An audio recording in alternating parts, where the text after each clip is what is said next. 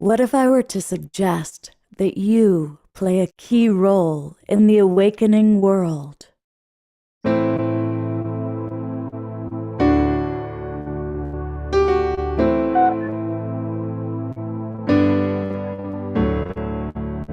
that you are watching this because you have heard the call.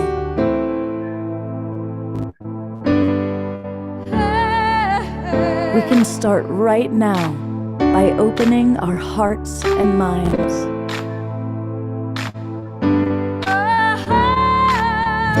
Welcome to the awakening world.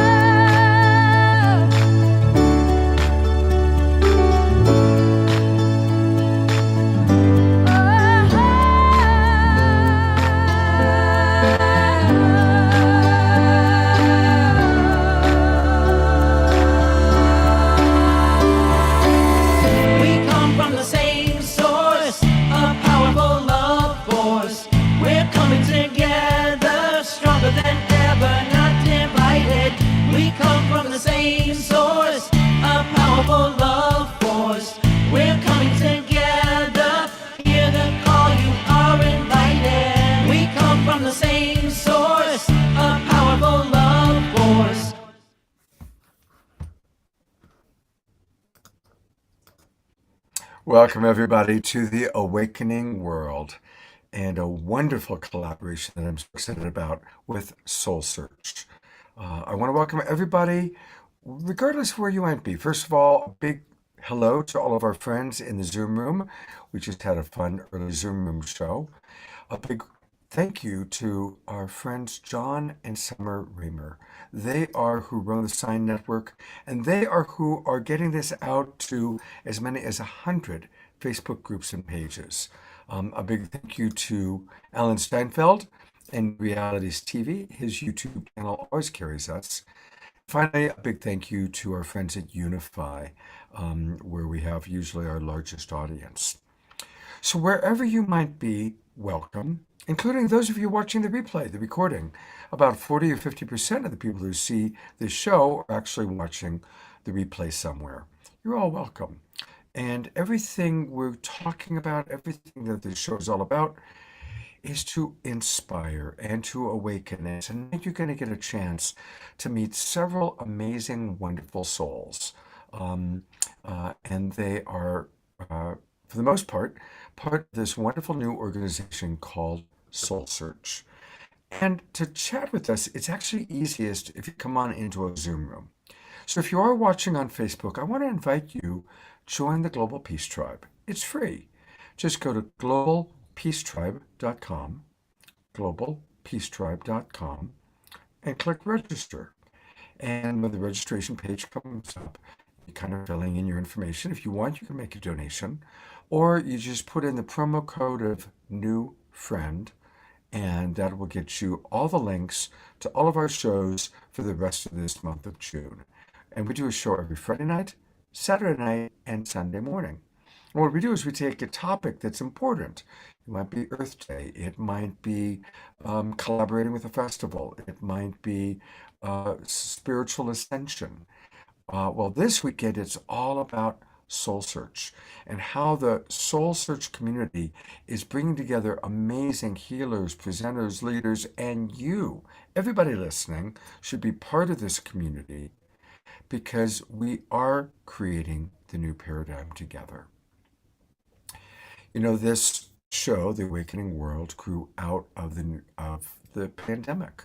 Deborah Giusti and I, when the pandemic hit, we started a show called Saturday Night Alive, and probably most of you have watched it and seen it, and it became quite a phenomenon because people were hungry for inspiration and a way to stay connected to community and connection, even though we were all sheltered in our homes or our apartments or wherever we were. But we still wanted to feel connected, and we realized that there is this beautiful global peace tribe, because all the people that were attracted to for Saturday Night Live, and then my Street Talk show, and Sacred Sunday, and the Self-Love show, and all these different online shows We're attracting people wanting to contribute, wanting to be inspired. Well, this wonderful woman named Tanjila, who I've had the pleasure to get to know, is taking it to the next step, which is creating a way that online global community can communicate and connect with each other on a daily basis, not just when Scott has his shows, which is great, but in a much bigger, broader way. And so, welcome, Tanjila. Thank you for your beautiful vision of Soul Search. Thank you for your dedication to playing your powerful role in the new paradigm. And thank you for collaborating with us this weekend. Well, thank you, Scott. Thanks so much, Debbie, also for all your support. And thank you to our whole Global Peace Tribe community for coming out and joining us. And of course, thank you to our whole Soul Search community for being here as well, and our incredible healers and practitioners. I'm just really excited to be here with all of you to really dive in even more deeply with some of our amazing healers and practitioners from Soul Search about what we're all co-creating together in this new paradigm, and what we are all bringing forth together in this time of global awakening and this expansion of global consciousness, because it's not something that any of us are doing alone. It's something that we're all doing together. And that's really the vision and the mission of Soul Search, is to provide this global online platform for people around the world to come together in spiritual community so that we can co-create, collaborate, create friendships, create relationships, and just exponentially amplify the energies of the new awakening that we're bringing forth. And what we all know, that when we come together, we're able to bring these energies to the next level. And that's really what we're doing here at Soul Search. And like we were talking about in the pre-show, we're also creating a community and a space where people from around the world who may not have access to a spiritual community where they can be having discussions or receiving support, they can have access to a community, whether it's through finding practitioners who they can have individual sessions with, whether it's by finding retreats that they can attend in different locations, such as in Hawaii or in Sedona, or attending online experiences, whether they're ceremonies, activations, sound healings, musical performances. I mean, there's so many different ways for all of us that, we can just transform and open up and expand together. And with Soul Search, we're really about bringing all of these experiences out into the world more broadly. So wherever you're sitting, wherever you are, whoever you are, that there's opportunities that you can begin exploring and people that you can start connecting with. Beautiful, wonderful introduction. And just as a brief little introduction to what we're going to have tonight, is you're going to get a chance to meet some of these amazing members of her community. And that includes Melissa and Lisa and Nicole and Krista. And each and every one of these healers, presenters are going to be sharing kind of their experience of what they do with Soul Search and their relationship to Soul Search. And because it's Saturday night, we always have great music. And it's really a pleasure to have with us Jaya Lakshmi, one of our favorite Global Peace Tribe musical artists. She's with us. And also, Cornflower is back. And so we're going to have 2 songs from Jai Lakshmi throughout the night. We're going to have a couple of numbers from Cornflower. And to top it all off, we also have Neil Gar, one of our dear friends from Portal to Ascension, who's going to chat with us about his relationship to Tanjila and Soul Search. And also he's going to bless us with some spoken word. And also Tim and Connie, who have disappeared, but they'll be back, will be with us. So we've got a full show. And to take it away, I'm going to turn it back over to Tanjila for a moment. And Tanjila, tell us just briefly, how do people, I'm going to put the spotlight on you and also share the screen with your website. So let's just get people, how do people get started, and what's the first way to get going with Soul Search? Sure, that's a great question. So SoulSearch, it's a directory. We're a directory where you can just come on board and you can start searching for practitioners by keyword, by category, by practitioner reviews. You can see some of our members right there, Krista, Lisa, Peyton. There's categories that you can go through, whether it's astrology, breathwork and meditation, coaching. And then you can also explore the platform through looking at articles and galleries. But the easiest way to get started is just to join our community. There's a tab on there for the community and it's totally free. And you can just jump in and you can see that's where people are posting all types of events that are happening all over the world. They have groups that they're hosting and also courses that are posting, and then people just also chat. And I ask questions on a daily basis, and it's really fun to see people's answers on how they connect with their spirit guides or whether they consider themselves a multidimensional being. And so it's just been really fun to see the whole community expanding and growing. And you can see here Melissa has an event coming up, a Sedona vortex activation. Aurora, she's doing a soul vibes event. So we have a bunch of, events and things happening that you can kind of follow and be a part of. And you can see asking what's one thing you'd like to get from a new community. And it's great just to see everyone's answers. So it's fun just to jump in and, get involved. And we're going to be just sharing so much more on the community and the platform, because this is really a community for light workers, whether you consider yourself a light worker or not. Actually, we are all light workers. So this is a wonderful way for us to, each one of us, to be exploring who we are as light workers. Yeah. I always say it. Anybody who's listening to our voices right now, who's tuned into this, whether you watch every week or you somehow stumbled onto this for the first time, we are all the imaginal cells creating the new butterfly out of the dying caterpillar. Clearly, the old paradigm was unsustainable, as in working, and we all need to come together and play our part. And some of us are more visible, but everybody is equally important. Just like every cell of the body is equally important. Every imaginal cell of the butterfly is equally important. Every light worker coming together is equally important. And one last thing I'll mention about SoulSearch, and we'll be talking about it, of course, for the whole night, but there's a lot of wonderful groups you can join.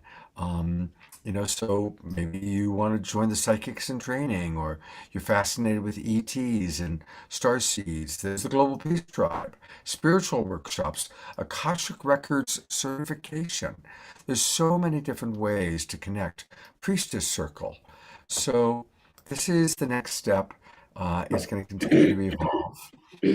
And it is Saturday night, and we always love to start this show with some music. And I'm so delighted. Tanjila, one of our favorite artists, is with us, Jai Lakshmi. Yes, I love Jai Lakshmi and her music. She's an incredible musician, singer, songwriter, yoga teacher, retreat facilitator.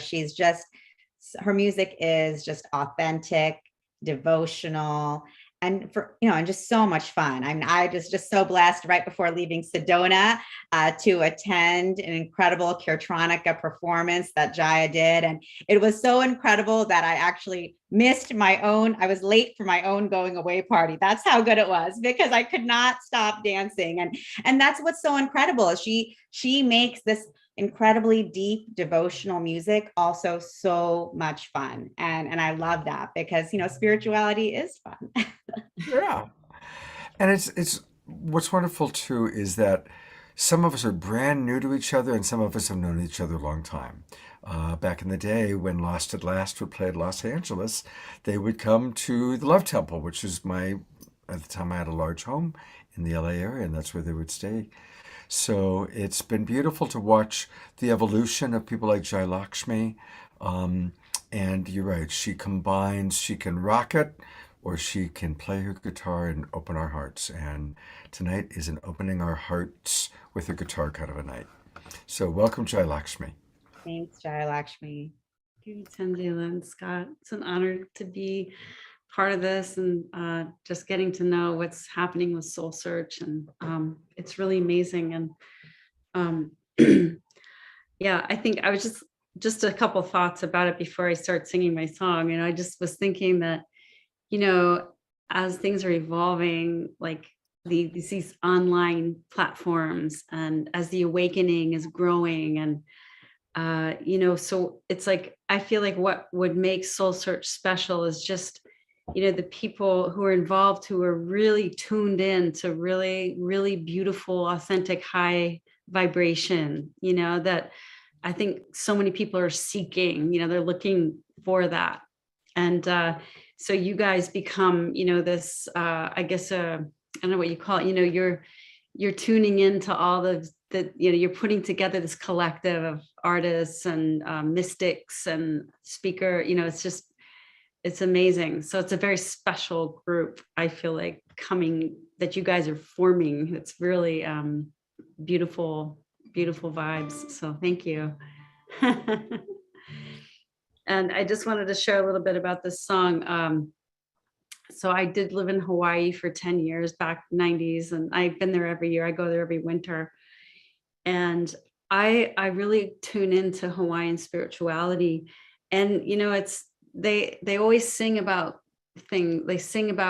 spiritual things all the time. You know, they sing about the earth and how beautiful the earth is. They sing about the wind and all the different qualities of the wind and the sky and the clouds. And so I find it such a rich spirituality, and it's so alive right now, and it's growing. And the spirit of aloha is like, my prayer is that it just keeps penetrating everyone and everyone's hearts, because it is so beautiful. It's like the rainbow, right? You think of aloha, you think of like the rainbow and flowers and like the heart, you know, like the love, like the depth of the heart and the shining heart. And really that's what, I mean, aloha is a very, very amazing concept, like super spiritual concept. And so there's going to be part of the song where I'm singing aloha. So I just invite you all to just really feel the beauty of that word, and the beauty and the potency of what's coming through for us in this new paradigm. And I feel like aloha really carries the essence of what it is for us all, you know, the spirit of love, forgiveness, kindness, compassion, and beauty, and community, and integrity, all of these qualities that we're going to be striving for more and more, and living in more and more, as we help each other come to these higher ways of being. So the name of the song is Pili Ke Aloha, and Pili Aloha is a term of endearment it means like having a very sweet relationship with whatever we're singing about. So it could be about a person, it could be about land, or, you know, the ocean, or the moon, or so it means connected with the light and love of. So, and I just found this in a book. I mean, I've seen the whole chant I found in a book, and I just put it to this music and I started singing it.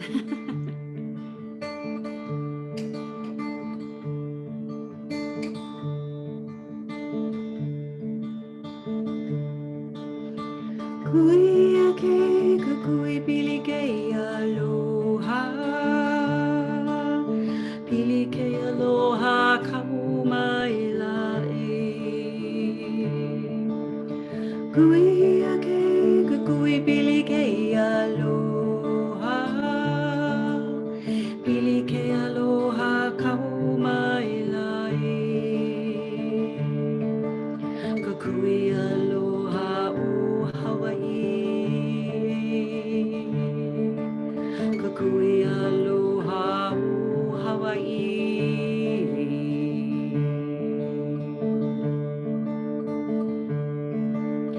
Kuia ke kukui pili ke aloha,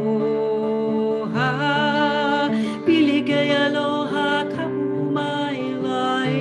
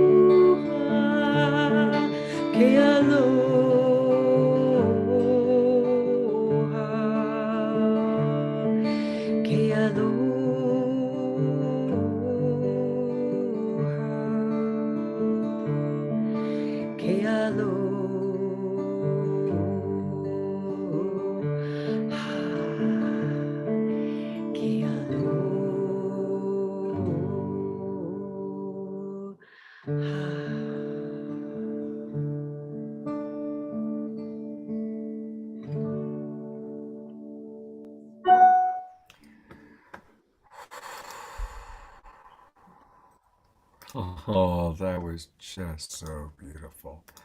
What an amazing, heart-opening. Mm. My understanding is aloha means hello, goodbye, I love you until we meet again. It means all of those things.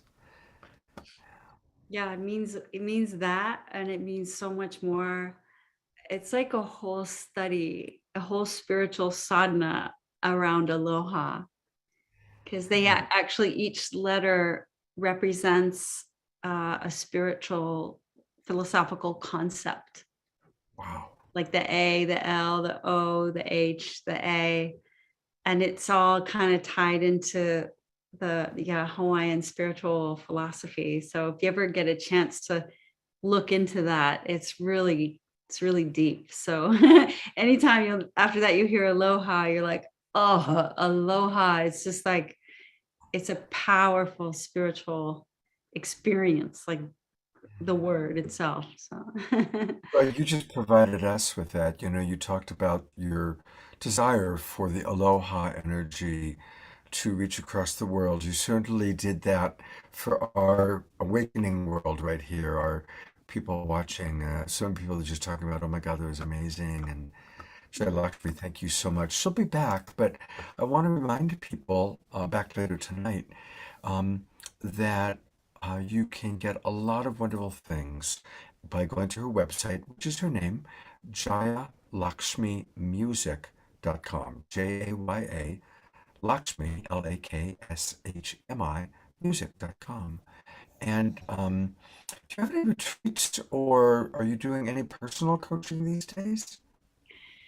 I'm focusing mostly on retreats because I get so much out of it. And I do a goddess retreat in May in Sedona. I'm also doing one in October in Sedona, which eventually I'm going to make into a co-ed retreat, the one in October.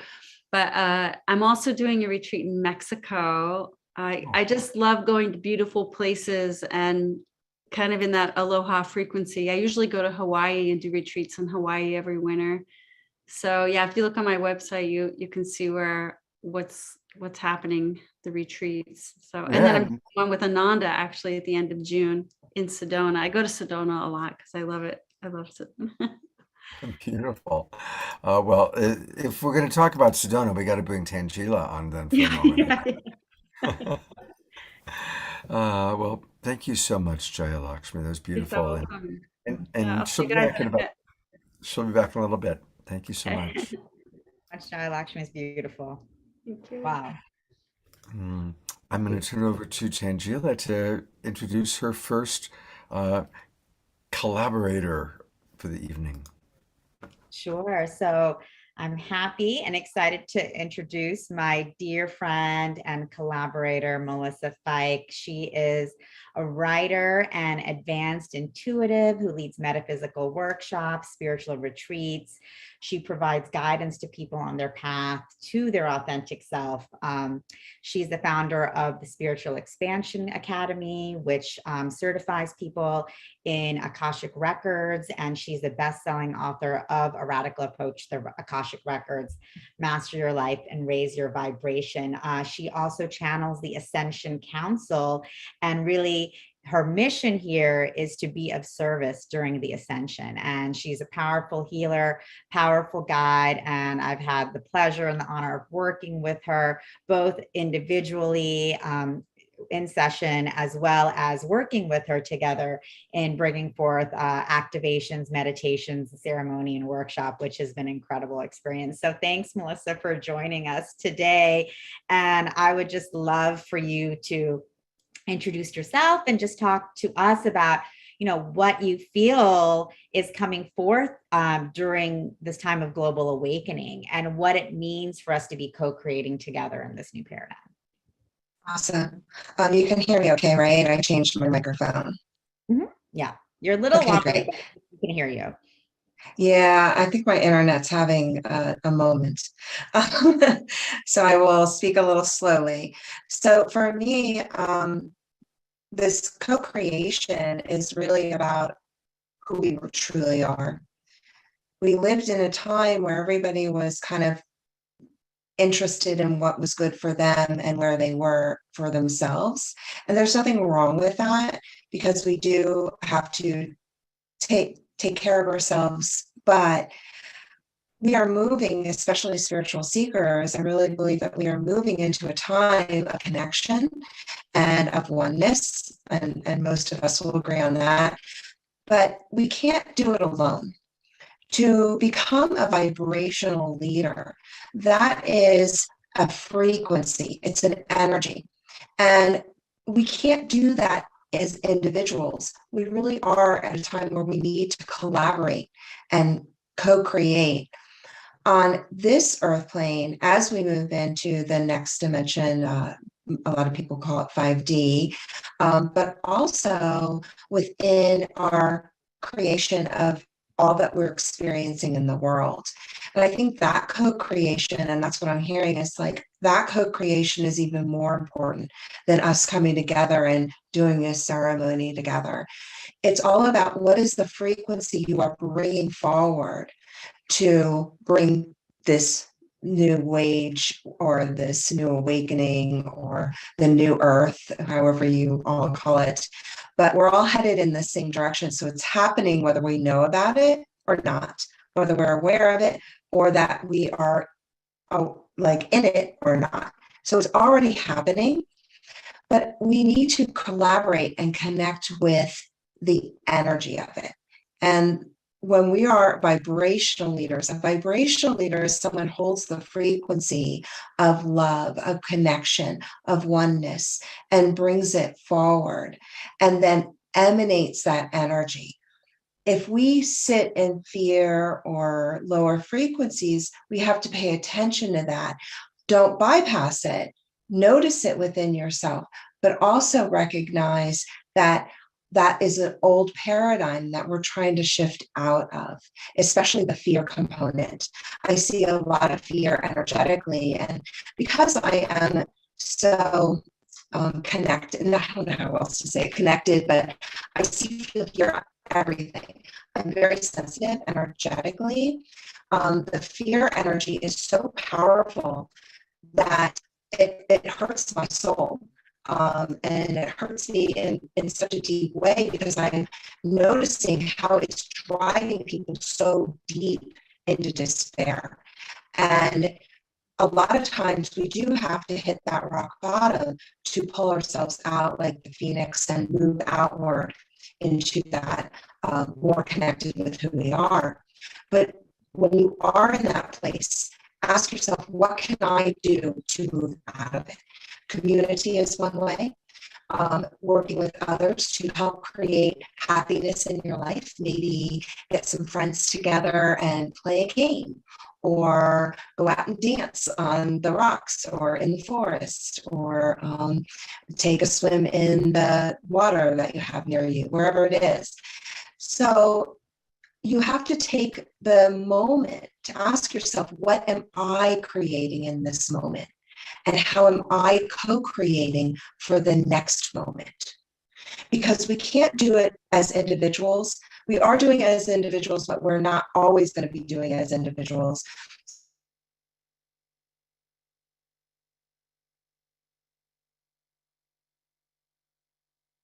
So all of us to create the new paradigm. And it really is about her consciousness. And I love that so many spiritual speakers and healers, they're all talking about the heart consciousness. This isn't something that I used to hear 20 years ago. So I love that people are really like, yes, it's all about the heart, because the heart consciousness is a higher frequency. Fear sits in the third chakra, right? So fear is all about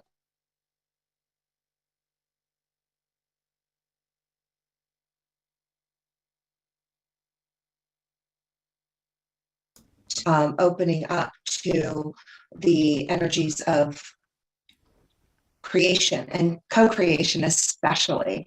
And so when you're in your heart, you're more aware of what it feels like to love another, to be in connection with other people.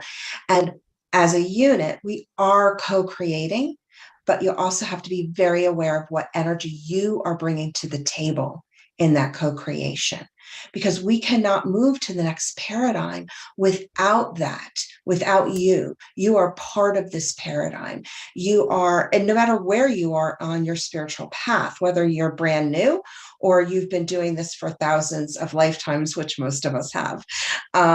So it's not about where are you on your path today, you've already been on it, but we need everyone to vibrate at a certain frequency to do the timeline jumps. So as we raise our vibration, each timeline as a collective, we co-create a new frequency. To vibrate a higher frequency, we can time jump to a new energy.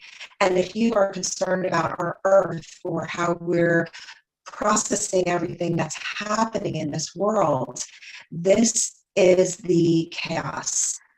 This is the old paradigm that's holding on with all its might. It just wants to keep it. We want to keep the fear. We want to keep the anger. We want to keep it. And that's just the old paradigm trying to pull everything backward. But a while ago, the Ascension Councils told me no matter how far they pull it back, it does not matter. It will spring forward. So the old paradigm is doing everything in its power to keep its control and keep its energy. And that's okay. There's nothing wrong with that. And we're just moving into a whole new energy system. And it's going to be a little chaotic because unfortunately, that is the process in the 3D experience.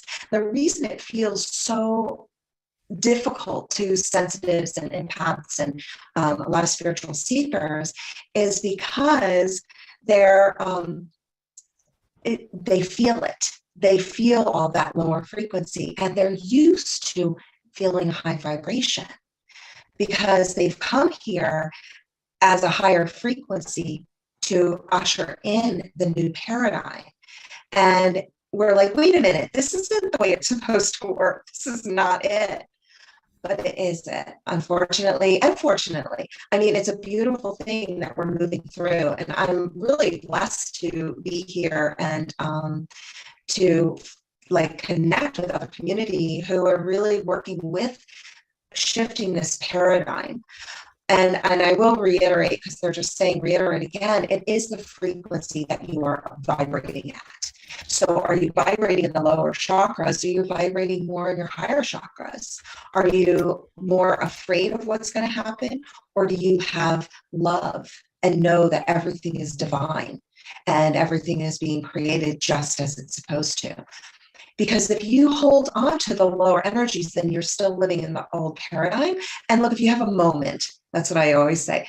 Yes, we all have our moments, and that's okay. If you have a moment of going, I just am not happy right now, have that moment, acknowledge it. Like, yeah, I don't feel happy right now, and it's okay. It's okay that I don't feel happy. It's okay that I'm sad. It's okay that I'm annoyed or frustrated, because you're human and we're still living in 3D experience. So I really believe that we are moving into this paradigm, and it is a beautiful thing, but we are here to co-create, and we are here to be the vibrational leaders. And when people come together as a group, and they hold a higher frequency, like this group here with all of these participants on Zoom and on Facebook Lives and YouTube, we are all here together. There is no one outside of it. We are all here collaborating in this moment in time. And there is no time and space, right? So even if you're watching this a year from now, you're still in this moment, because this is the moment of change. This is the moment of moving our frequency to a whole new energy system. And the beauty of that is that we are equipped for it. And many people, and again, this is what I'm hearing, like, they want you to know you are equipped for this. It may seem difficult at times, but you've got this. Find your community. Go on to SoulSearch, connect with people, go to the events, because we are all collaborating. Look, if I'm doing an event and you come to my event, I'm not holding the frequency. We are all holding the frequency. We are all in that energy of creation. Thank you so much, Melissa. I love your message. I love what you have to say, and so does our audience. And to be interesting, what's interesting is you're talking about changing our vibration, and your internet is wobbly. And so we're literally experiencing it. The way you sound is like you're kind of half in our vibration and half in the next vibration. So we're going to do our best to catch up with the vibration you're in. And that's how I'm choosing to interpret the way we say. And we were able to hear the majority of what you had to say. But it's interesting, actually. And like you said, I mean, there is kind of a reason for everything. So that's how I choose to interpret that. So thank you for raising the vibration and helping to guide us to that higher vibration. And of course, like everybody tonight, you can find Melissa on SoulSearch. And that's a beautiful photo of her in front of the red rocks. Melissa, what do you most enjoy offering at this time in your life? Is it classes, workshops, personal development, personal coaching? Yeah, so I'm a kind of a jack of a lot of trades. I consider myself, I guess, like a spiritual teacher. So that is really my connection, is being a spiritual teacher. I do a lot of activations, and that's an energy of creating a grid, and it's a multi-dimensional experience. So what happens is the ascension councils all come together, and the group, whatever group is there, and I do a lot of this online. Actually, I've been working online for many years. What will happen is they create a very divine sacred geometric energy system of grids, codes, light codes, glyphs, and keys. And they will activate people specifically that is there. And they'll have individual activations and group activations. It's very powerful, and it's really about, my whole life is really about the ascension. That's what I'm here for.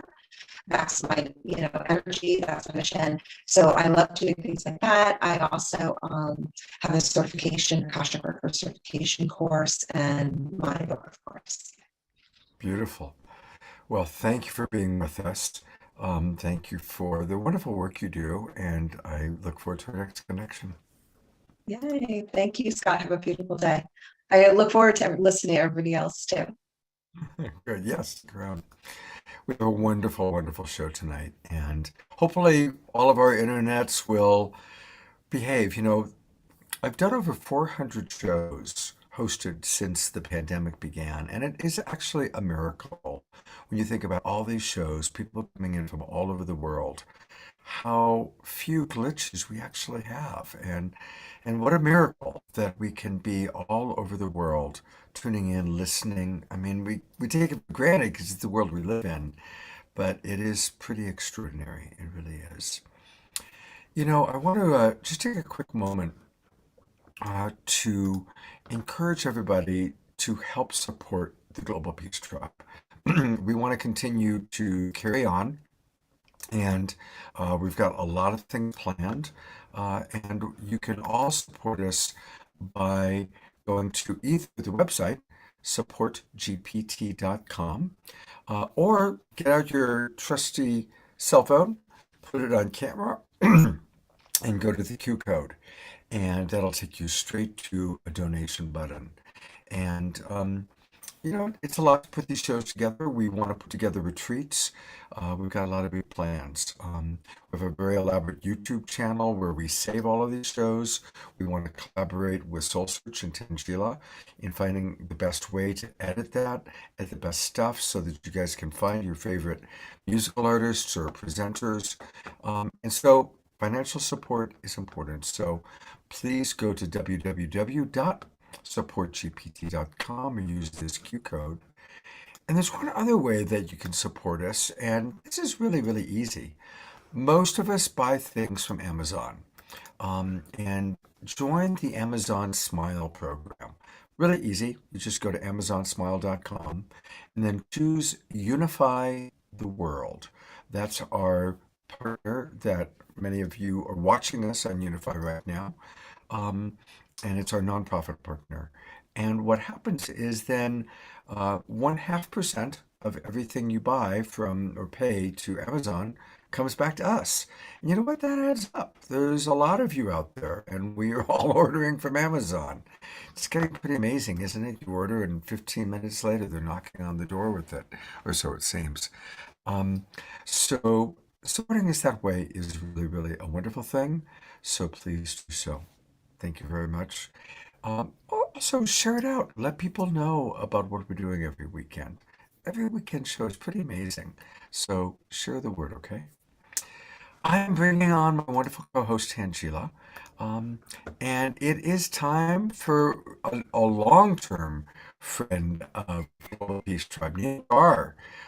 Neil has been a big part of Global Peace Tribe, Saturday Night Live, and he's now collaborating with you, Tanjila. So I'm going to turn it over to you to introduce Neil. And Neil, welcome. It's great to have you on the show. Hey, brother. Hi, Neil. Welcome. Thanks for joining us from Mexico and making it happen. So I'm really excited to introduce Neil Agar. I know a lot of you here at the Global Peace Tribe know him already, but he is an incredible philosopher, historian, researcher, and spoken word artist. And he really presents his research and his quest for knowledge and wisdom on the ancient wisdom, future science of sound, vibration, and frequency. And he really takes all of us on these in-depth explorations into ancient civilizations, archaeological discoveries, the quantum, healing, the galactic, our galactic families, and the multidimensional realm. So Neil is the founder of Portal to Ascension, which is an incredible platform online, also a huge community where he's presenting events almost on a weekly basis, right, Neil? Like about all of these different topics. So I'm super excited to be collaborating with Neil just because he is such a pioneer in this entire space. bringing forth all of this incredible information, knowledge, and wisdom out into the world in a really powerful way. We have like a lot of, we both are South Asian and have had our own stories around family and society and cultural norms that, Neil and I can chat about as well. And I just think our collaboration is such a powerful example of where we are heading in this new paradigm, and, bringing forth collaboration and cooperation and really working together from the one heart. So thanks, Neil, for joining us. Thank you so much, Tanjila. So good to be here with you all, beautiful people. I'm really excited to be here. Definitely excited to be here with Tanjila introduced me, because we pretty much met, like, it's been less than 2 months, right? Mm-hmm. And she's already become one of my favorite people in the world. And so much so that we're just like creating all types of projects together and doing so many amazing things, from definitely coming on to SoulSearch to be a platinum member and just being one of like the foundational people really to support this platform, to getting out to the masses, to sponsoring some PTA events, which is going to happen in the future. We're also creating a festival in Sedona together, which right now we're looking to do October 23rd. We're going to create conferences together, produce them. So plus, not even like, that's just the foundational element. She's also helping me redesign my entire platform on my website. So I love Tanjila so much, and just like I love everything that you bring, and just your energy and your authenticity and what you do. So I'm just excited to, like, as soon as I saw your platform, you showed me your website, I just knew in my soul that this is going to be like something huge, and it's already getting there. So I'm just excited to be connected with you, Tanjila, and just working alongside you. Wow. Thanks, Neil. It's super exciting. And it means a lot coming from you, since you also have been growing and building your own, big platform for the Ascension. And, and you're a real example of collaborating in the space and collaborating with other spiritual leaders and teachers around the world, and to bring this knowledge forth. So, what does it look like for you, as we're co-creating in the new paradigm? Like, what does that mean for you? And what does it look like for you as we're bringing forth all of this information, knowledge, wisdom, and experience? Well, what you just said right there is like pretty much part of our mission statement, which is collaboration over competition. We're a lot of us are doing so many similar things, or different types of yoga practitioners, different types of Reiki masters, and we all need to basically get our services. We would wish for people to take our services so that we can continue doing what we want to do, right? So there's this element of competition that is basically foundational in society, especially within capitalism. So what we need to really model is the law of the universe that we've been that we know is true. The universe is an abundant place, right? What will it take to implement the fact that the universe is an abundant place? How do we come together and put aside the old paradigm of competition and start collaborating with the faith and the trust that there's more than enough for everyone? And that's what I've been really, doing on my platform, is attempting to implement, a conscious business model, but also bringing in all these other platforms that are doing their own thing under one umbrella, so that we can basically grow together. Which is why when I saw what you're doing exactly that. You're creating a platform where all these independent organizations, practitioners are coming together to do this. So what the new world, new paradigm looks like to me is us realizing that there's more energy, more of a solid frequency in us collaborating than us doing our separate things, and that's pretty much what happens here too. The people that I gravitate towards are those that are really taking the initiative to bring others into the fold, so that we can really create a new paradigm that we know is possible on Earth. Exactly. I mean, that's the thing, in the Piscean age, we have been stuck in these paradigms of scarcity, lack, fear, separation, and judgment. And because of that, we have been not able to come together in coherence and really be able to live out what is true, which is abundance for all, and that is a possibility. And that is something that we can all work towards and bring forth in the world. And so, Neil, is a great example for you as a conscious business person, as well as, the founder of this amazing platform, to really be bringing that into practice. And it's really fun for us to be working together, because we are now in the age of Aquarius. We're moving beyond competition, co-optation. We're bringing in all of these elements of the divine feminine, in terms of embracing the holistic nature of who we are and bringing that forth in our businesses, in our platforms, in our practice, and really, being able to bring that forth together out into the world is such a powerful experience. Yes, yes. Like the underlying premise of all of this is unity consciousness. Divide and conquer has been the name of the game for so long, and that was just part of the game. It's okay. That played its role. We had the separation, the illusion of separation. We had the darkness, and the reason why we had that darkness and the illusion of separation is because in a world of amnesia, what better way to realize what you really want by experiencing the contrast of that? And we've experienced that. And now we know what we can really achieve on this planet. So even though we might perceive like all this chaos around us and this division around us, I see a lot of people really wanting to come together to create a real change on the planet. There's a real restructuring of society going on right now, and the systems that were implemented before are no longer serving humanity. A lot of these systems are collapsing. And as these systems collapse, some people might be so holding on to these old paradigms and old systems that it might create a little bit of fear, because this is what we know. This is what we've known for generations. But what we need to realize is we'll still be here. The sun will still shine. There'll still be food. We'll still figure out a way to have shelter, And as we start trusting in that process, we're going to start creating something amazing. And we're doing it right now. These conversations that we're having, the individuals on this platform, like I see this as, and just take a little side note, just to kind of give you some context here. If you look at the zodiac signs, right, every 2,000 years is a new religion on the planet, right? Every 2,000 years, every time there's a zodiac shift, it's almost like a science at this point. And so when Piscean age happened, we had Christianity, on the planet. When Hinduism occurred, we had the age of the Taurus and the bull, which is why the cow worshiping. We're now in the age of Aquarius. So it's prophesied, it's scientific in my eyes, that we're at a time where there's going to be a new religion. Now, what is that religion? I would say non-dogmatic spiritualism, no dogma, vibration, and frequency, realizing the truth of who we are. So it's not only like esoterically out there, it's not only prophesized, but even science and the position of our solar system all back up the fact that we're going through this ascension. So it's inevitable. Do we want to go out kicking and screaming, or do we want to go with the flow? That's the whole thing that we're figuring out right now, Exactly.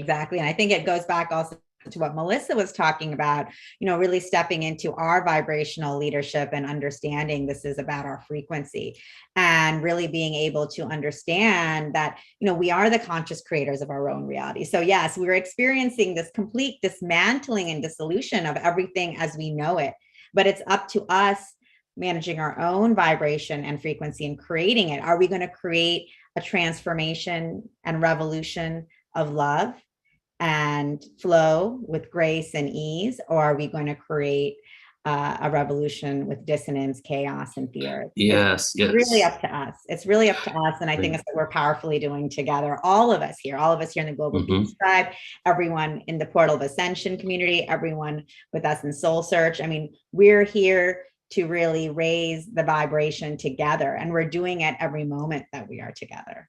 Exactly. The power of our, just not only our consciousness, but our human bodies, our avatars, is so beyond anything that we can even imagine. Even us on this platform right now are having the discussion of all the capabilities and abilities we have, but we still exist within this limited frequency range. As we start ascending into these, other vibrations, we're going to start coming, all these innate abilities are going to start coming online. So what we're able to create, how we're able to create our own realities, and not even be victims to the elements, but actually like live in harmony in different types of elements on different planets. All of these things are basically going to be in our future. So all I feel that we need to do is, it's inevitable. The cycles of consciousness are continuing. We're on this upturn in consciousness. So we have a lot to look forward to, guys. Yeah. Yay. Exactly. And so really excited to be partnering with Neil. He's one of our platinum members on the platform. We're planning a lot of exciting conferences together with our SoulSearch members on Portal to Ascension, and, just planning so many things. So really exciting for us to be co-creating together. So thanks, Neil. Me too. So before I think my segment's almost over, but I'd like to share some spoken word. Yes. Scott. Yeah, that's what I was just going to ask. I was going to jump in and ask for that. So okay, great. let's do it. All right. Well, how much time do I have so I can be respectful here? You want to do, because we're going to have you come back a second time in the show, if Yeah. you've seen the agenda. So maybe like 5 minutes now and then 5 minutes later in the show? Perfect. Let's do it. So lucky for all of you guys, I bit my lip earlier, so I'm going to have to go very slow because usually I go really fast. And but the next one's going to be a little faster. These are invocations here. So I'll if you feel compelled to, go ahead and close your eyes. I'm going to do 2 poems, maybe 3 if I have time within those 5 minutes. The first one's called The Messengers, and then we're going to do The Mission. So I invite you all, if your eyes are closed, and even if they're not, just take a couple of breaths in and out. Just bringing yourself present into this moment.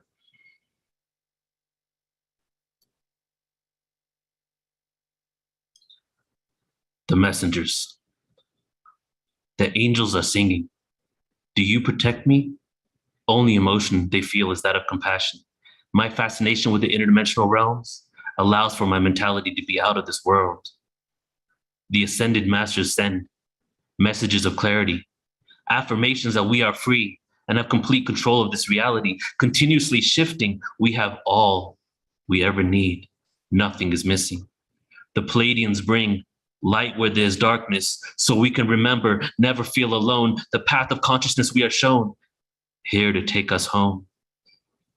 The Arcturians descend in stasis within higher densities, soul split Arcturian warriors of light, emerging from the depths of night to usher our consciousness into greater heights.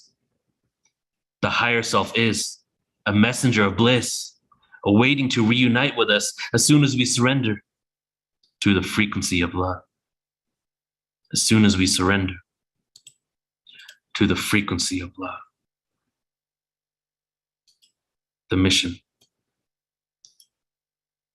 Live life to the fullest. Each day, seconds turn into minutes. Time passes by, animals and leaves die. Browning by the seasons, growing and planting seeds again is what all men and women are destined to do in order to continue to live the life that we choose.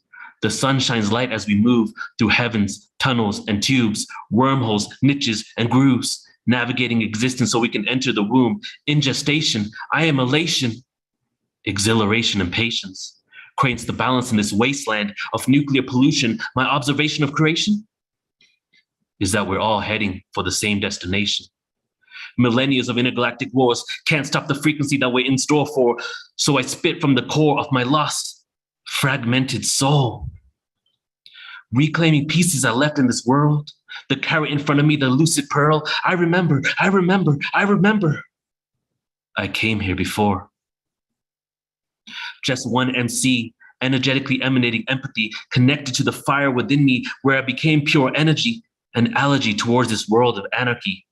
Amnesia in this fallacy, anesthesia to numb out the insanity, overstimulation leading to apathy, speak out against the status quo.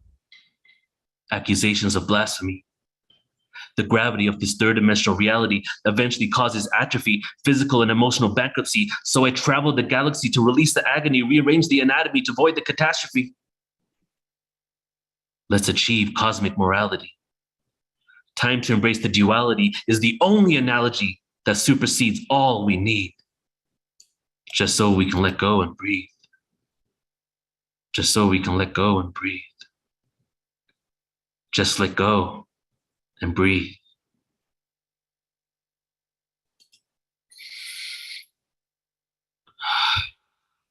Thank you, guys. Don't go away for a moment, Neil. I want to share a couple of things. Like just about everyone you're seeing tonight, you can find Neil on SoulSearch, and his Portal to Ascension project is huge.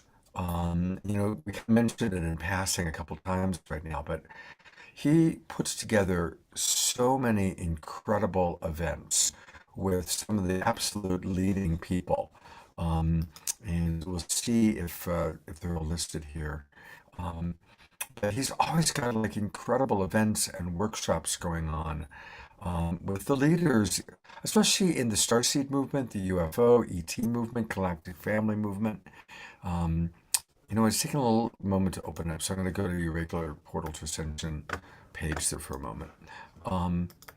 And so if you haven't already joined Portal to Ascension, please join it. Of course, Marina Seren, almost everybody I'm seeing here are some of our regulars from Saturday Night Live or The Awakening World. And as somebody who does a lot of stuff, I really appreciate all the work you do, Neil. And everybody loves you. You're one of those people like Tanjila that everybody loves, respects, and you are so generous in the way that you support all of these different light workers. So everybody, if you haven't already gone to portaltoascension.org, you can see all the different conferences, all online, with so many of our favorite people that he does. So please go to portaltoascension.org and support him. All right, this is really important.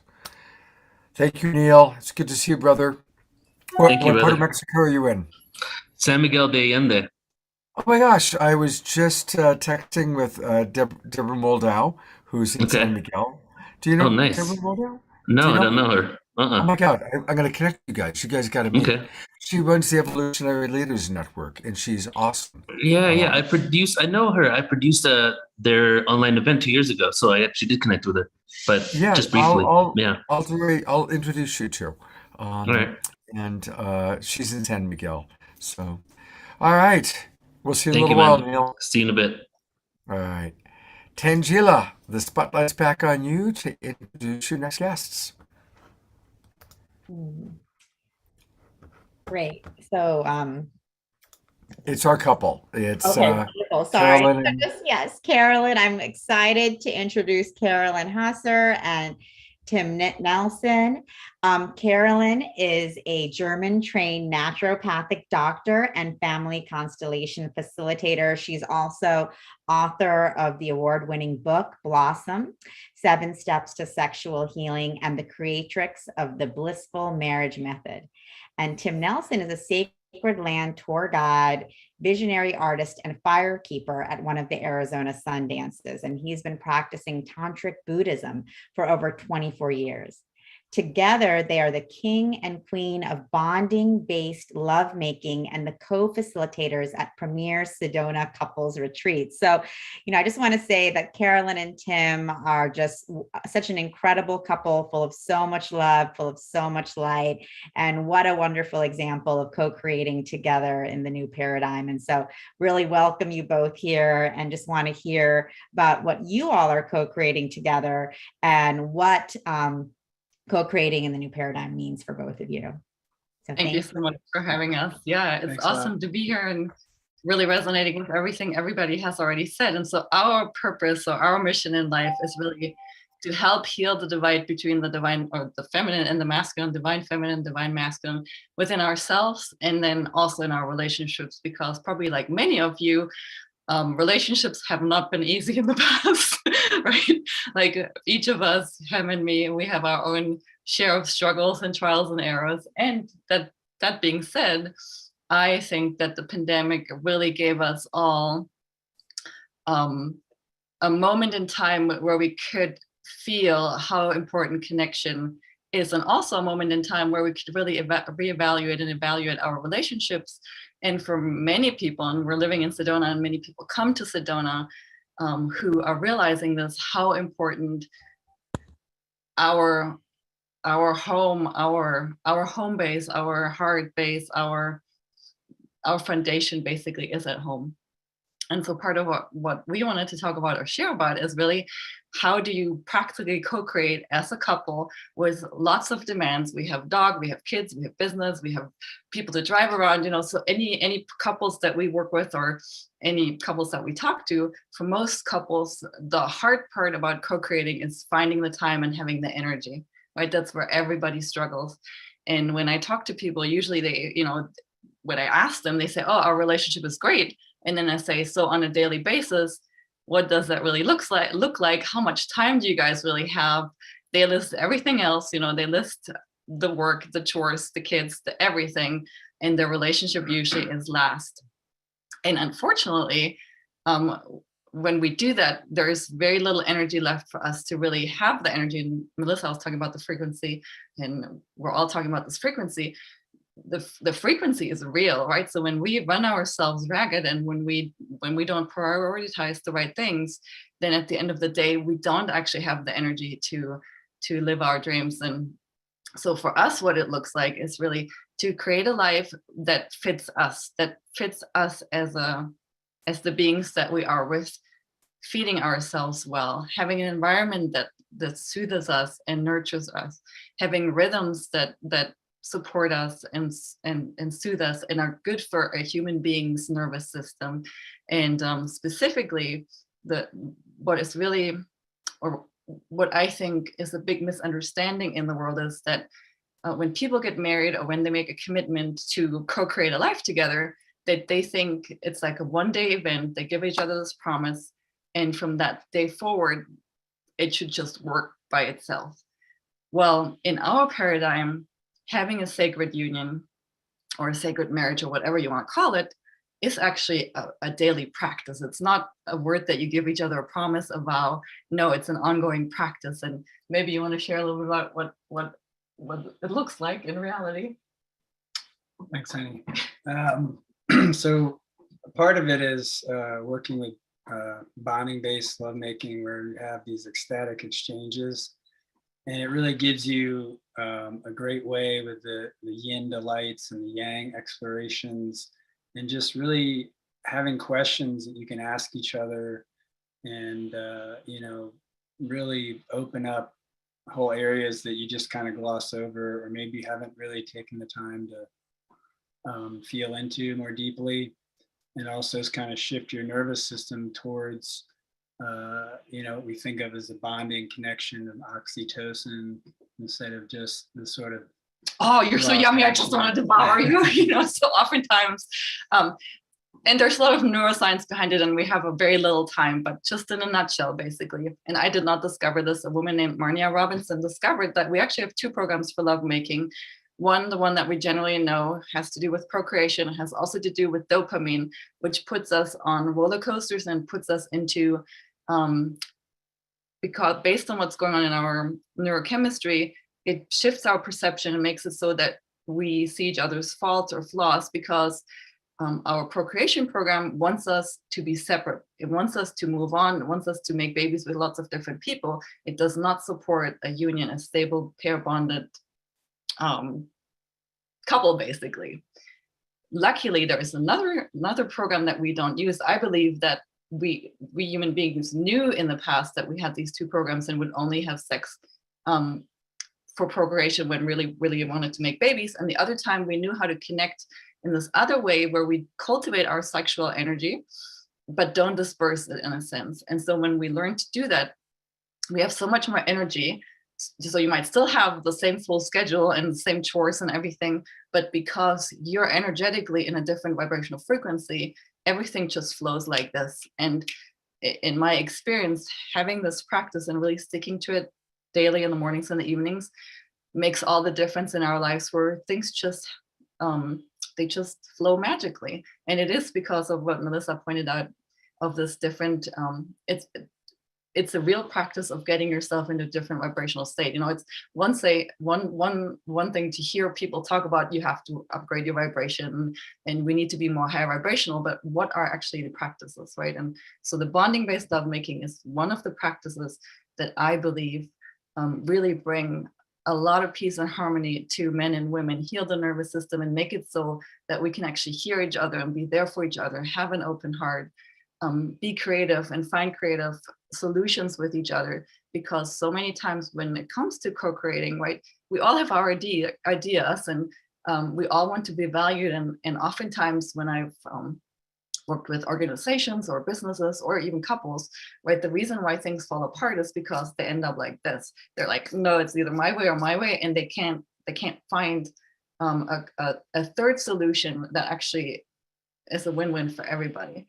And so what the bonding-based lovemaking does is puts you into a playful, open-hearted state where you're able enough to hear the other person and able enough to consider other ways, that it's really easy to find solution and find solutions that work for everybody. So is there anything else you want to add? And also cherish each other more and ask how we can do it.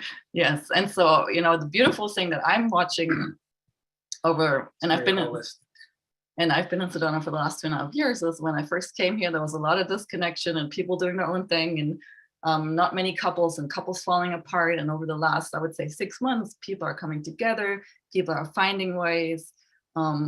I'm seeing way more functional couples around me than dysfunctional couples. So there's a whole shift towards really us being able to figure it out. And I believe, and we believe, that we can really have paradise on earth. And obviously it looks different for everybody, but it starts with having this connection and having this, just having this really icing on the cake kind of thing that makes a human being worth living. I mean, that's at least what I believe. So, yeah. All right. Well, thank you for the beautiful work you do and for modeling as a couple. And of course, again, you can find them on SoulSearch. And you know, definitely with everybody, especially when you see somebody like this couple, and you want to work with them or learn more, make sure you put in your name and your information so that they can, you know, contact you and connect you. And then what happens is you send the message, and now, you know, of course, you're going to go into their system and you're going to be able to get information about what they're doing. I'm going to back up for a moment. I just wanted to model how to do that. But you have some wonderful workshops coming up, right? We actually mostly do one-on-one retreats. So when people want to, it's more customized one-on-one work. And then we have a year-long program that we have a whole community that we take people through that might not be able to travel or don't want to travel. So we work in those two ways. And there's no specific starting dates. People just, when they're ready, they contact us and we either put the retreat together for them or they join the existing group already that's already running. Beautiful. I'm going to go back there. It took me a moment to come back. So again, Premier Sedona Couples Retreats. And you can, and you offer a complimentary sneak peek phone call. Yeah. Yeah. So anybody who's struggling maybe with connecting in your intimacy, or where it's very roller coasterish, you know, that you love each other, but it's still like very wobbly, or you're just interested about this bonding-based lovemaking, feel free to reach out to us, and we're always happy to give you 30 minutes of our time and just share specifically and listen to what your situation is. That's very generous. And on the SoulSearch site, you'll actually find they've got these client success stories. So, you know, you can kind of click and see some of the couples they've worked with, you know, that you can relate to. And so these are beautiful, some really wonderful testimonials. Thank you for the wonderful work as a relationship coach. I certainly honor you as a couple doing this really incredibly important work. I do believe that if we want to change the world, we need to start by making peace in our relationships. You know, we're not going to have much impact on Putin, but we have a big impact on how we treat our partner, right? So, well, God bless you. It's great to have you with us. Thank you so much. I'm going to bring on our beloved Tanjila so she can offer some appreciations before we move on. Yes, thank you so much, Carolyn and Tim. That was so beautiful. And I just think what a beautiful example as we talk about raising our vibration and frequency, just really acknowledging the importance of doing that as a couple, you know, and that, you know, that the couple is a community itself, you know, and so as we've been talking, how we're gathering here together to be raising our vibration and creating a new frequency.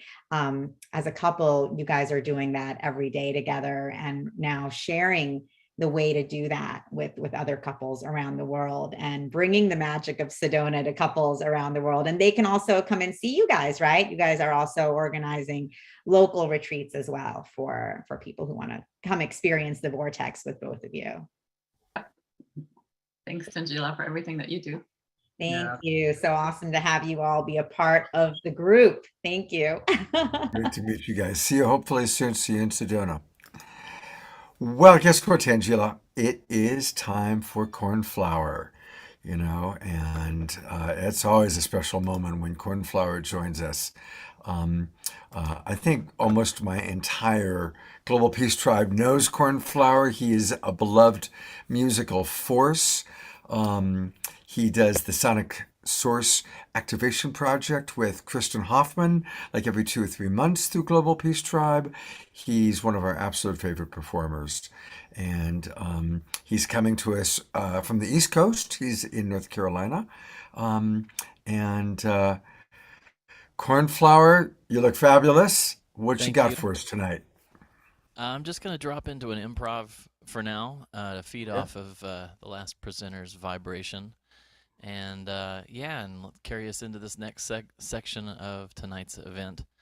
And just so you know, I am in Northeast Tennessee, but I'm about Oh, you're right. You're right. I I'm about apologize. an hour across the mountains from Asheville, North Carolina. So you're close. I'm close. I apologize. I remembered when I was It is there. all good. Yeah. I'm not a big boundaries guy, like with like the states and everything. I mean, it's just beautiful nature that connects us all together all across the world. So anyway, here we go. I love you guys so much. It's great to be back. Thank you again, Scott and Tanjila. You guys are awesome.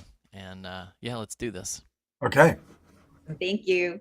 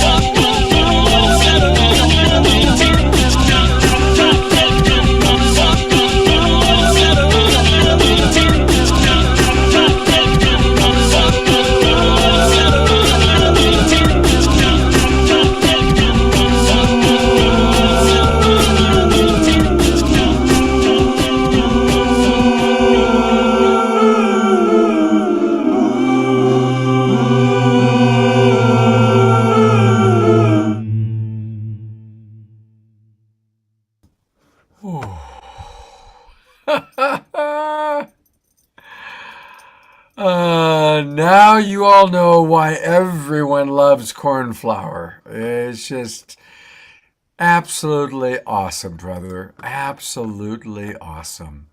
Thank you. Let me remove the spotlights, put the focus on you, my friend. Woo! That was fun. You know, you bring so much amazing energy always to our show and to the world. And I want to say to people, I've gotten to know him personally, and he's just like one of the most beautiful human beings on the planet. He's just pure love. And that love comes through his incredible artistry. And you know, it's so important for us to support our artists. And so please go to his website. It's easy to remember. It's cornflowermusic.com. And he's very, very prolific. And he's very, very generous with all that he offers. And there's a lot that he offers. There's always a new concert, for example, that he just did. And he's got news and updates. But I'm going to go back to the top because I want to really encourage everybody to support him. And you do that by going to where it says join, click join. And definitely, of course, make sure you put your name in so that, you know, he knows how to reach you. Join his monthly music subscription program. You know, this is how we support Cornflower and Krista Hoffman and our favorite musical artists is by joining the monthly music subscription program. And our artists need to have support. And a good way is if we join a program like this, as little as $3.33 a month. There's a lot more, you know, I encourage you to join at a higher level, but you can choose what you want to join at. And you get all sorts of goodies. And that way he knows he's got a monthly income based on, you know, the people that have, you know, participating.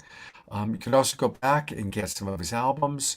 So please, and look at all the subscribers he has. And this makes me so happy to see that because, you know, we love Cornflower and we want him to thrive. So, brother, Thank you, thank Scott. you. Thank you Yeah. so much. I really appreciate it and look forward to the next song. Yeah, Cornflower's going to close this show out. Our very last experience tonight is going to be Cornflower closing us out with a closing number. And put June 21st on your calendars, everybody, Yes. because Cornflower and Kristen Hoffman are going to be doing a free online concert brought to you by World Unity Week. And Yes. that the weekend before Awakening World is going to be all focused on World Unity Week. And the highlight of World Unity Week is going to be their concert on the Solstice, June Yes. 21st, Tuesday, June 21st. So put that in your calendars. What did we say, 5 p.m.? Is that what we decided? Or was Yes, it? Pacific. And it's called A Solstice Symphony of Fire. And we're going to be delving into the power of the sun and the solstice and the power of fire in our lives through music. So all improvised in the moment, co-creations between myself and Kristen. Fantastic. It's going to be very special. All right, we will see Cornflower in probably about 45 minutes to an hour. Okay. And I'm going to turn it back over to wonderful Tanjila, who has a really special guest she's going to introduce.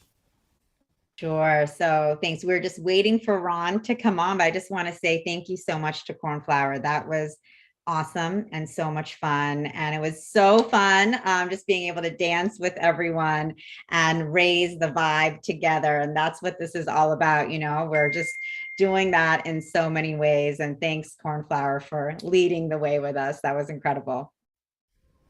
And now I'm excited to have here with us Ron Interpreter, my good friend and wonderful shaman here. I've had the pleasure and the honor of sitting in ceremony with Ron in a teepee, and it was really beautiful and heart-opening and highly transformative. Ron Interpreter is a member of the Navajo Nation, and He is an intuitive practitioner and accomplished Reiki master. Ron facilitates a healing modality, which he calls Bijizoni. I don't know if I'm pronouncing that right, but it's beauty within a divine state of being in which alignment of consciousness and spirituality is attained by setting positive intentions, practicing self-love, and initiating self-discipline to create an abundant and healthy lifestyle. Ron also leads ceremonies and retreats all over. Actually, he's currently leading a retreat right now, so he's taking a time out from his session to join us for this Saturday Night Alive. So thank you, Ron, for being with us. And we'd just love to hear from you about what it means to be co-creating in the new paradigm and what that looks for you. Donaldson. Can you guys hear me? Mm-hmm. Okay, beautiful. I just want to acknowledge our dear sister here for hosting me. Thank you for reaching out and giving me the opportunity to be here. And I'm looking through the viewers. It looks like we have a lot of common people, common friendships that are here. So I want to acknowledge them all. And Krista and Nicole, just want to say hello to all of you who are there. So blessings to you. Yes, I'm currently in Los Angeles and I'm hosting a retreat. And I think it's very much in line with this understanding of new paradigms. And when I think of new paradigms, I think about where my lineage comes from, my life experiences, which is from the Navajo traditions. And like Navajo, there are many other indigenous traditions all over the globe, all over the world, that may fall in line with this understanding of new paradigm. And for me, it's looking at what's happening with humanity. Humanity all over the world is making a conscientious shift. And that conscientious shift is starting to tap into more of the indigenous ways, more of the earth-based ways, and even in the celestial lineages and education and the celestial modalities that are out there, the starseed, humanity is starting to gravitate towards Native Americans in terms of understanding those ways. And so that's what's happening that I've witnessed all over the world in the work that I've been doing is people are wanting more ground-based grounding elements, but also being able to then ascend into the different ways in their lives. And so I've been able to experience that from basic life coaching, which is personal development, to plant medicine retreats that I participate in, which is a higher sense of ascension. And so with this conscientious shift, I also think that there is a really important, there's an important element that needs to be consistent, which is ancestral teachings. When paradigms are making shifts, when things are transitioning, we always get into this practices of immediacy, having something done immediately, having something accessible immediately. And sometimes that could relate to not really taking the time to bring the ancestrals into your growth and your experience. And for us native traditions and indigenous traditions, we see ourselves as an extension of our ancestral ways. So it becomes a priority for us to make sure that what we're offering in our professions, in our personal lives, especially as healers, especially as practitioners, it's really important for us to make sure that our ancestral ways are being taught to us in that a sense that somebody is taking the time to sit with us for multiple years to teach us a way, to teach us a song. And so for us, this understanding of spirituality is a way of life. It's more than just picking up a trend. It's more than picking up a modality. It's more than being inspired into a certain way or a certain technique. we see this as a way of life. And in being that it's a way of life, we bring our ancestral ways into it. And so working with a practitioner who's done this kind of way for years, someone who has devoted their personal life to it, is really, really important to have as part of your experience. And so as you're doing that, then there's an intention there to bring in centuries of teachings. And we know that through the human experience, in terms of humanity, centuries of them repeating and investigating and testing has gotten to the point where some of these modalities, the majorities of modalities, are very much proficient. They've been tested over time. And so there's a level of intelligence behind these techniques. There's a level of authenticity behind this. And so we got to make sure that we're continuing that on as we practice for ourselves. And then we also push on to the next generation. So in this paradigm shift that's happening, that's what I see is missing. There's a lot of individuals out there that I come across who would take a week-long retreat or a weekend retreat or maybe a couple of months, and they're learning the tools, they're learning the techniques to the betterment of who they are as individuals. I'm not taking away from that, but it's really important for people to have those personal development experiences, those awakening experiences, and it's really beautiful to see that. However, I think if you're going to be in a position as a practitioner or somehow offering a service, I think it's really important to have those ancestral ways as part of your experience and having that element. So that's what I think. That's what comes from my heart. And I myself try to do that in my life. I try to make sure that my ancestral ways are being done appropriately. And most people would say to me, well, you're a Native American, you have a culture already, you have a way of life. It's something that you're born into, whereas most of us, we don't have that. Maybe there's some generational gaps and things that have led to losing the culture. On a personal note, that may be the case, but it's not for me. I grew up in a very dysfunctional home.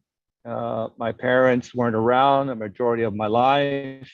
And so the opportunities to have that consistency of somebody to be there to teach me was not there majority of my younger days growing up.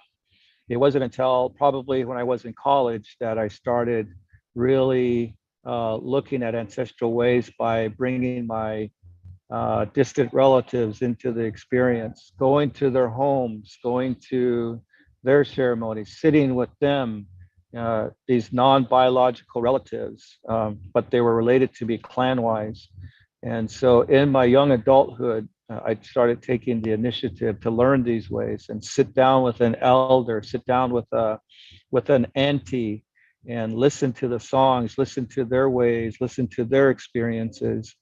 And now that I'm 52, I'm able to teach that to my kids. I'm able to teach that to my elders, making that connection. So it was a personal flight of mine to do that. It took a lot of challenges for me to be able to live that way and reconnect to my traditions and cultures. So, but it brings a lot of authenticity to my clients. It brings a lot of passion.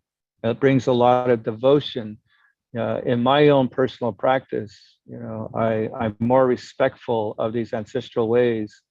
I'm more devoted to my songs when I sing my songs. I'm more devoted to listening to an elder when they sit down and talk to me. So I think that's really important in these times of days, is to bring that ancestral way into the experience. And I see that happening cross-culturally. I see younger generations reaching out, talking to their parents, saying, where's my ancestral ways? Did we do this within our family? You see a lot of generations now doing the genealogies, finding out more about who they are and where they come from. So there's this huge awakening that humanity is having that wants validity, confirmation. They're looking beyond experiences. The humanity now is looking beyond just having an experience. They want a way of life. They want to practice a way of life. And they're wanting to be devoted to that.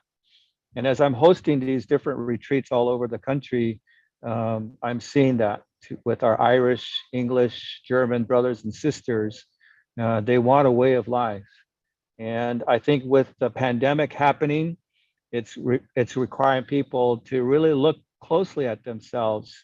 And we're seeing this evident in all of our ways, which is, I want a meaningful life. You know, I want to feel like I'm contributing something to humanity. I want to live a purposeful life. I want to live a passionate life. I want to live and co-create with my partner. You know, I want to have some sense that my heart is being fulfilled. I don't want to just go to a 9-to-5 job. So you hear all these kinds of languagings that are happening within the retreat industry, within the one-on-one coachings. And so we as practitioners need to listen to that.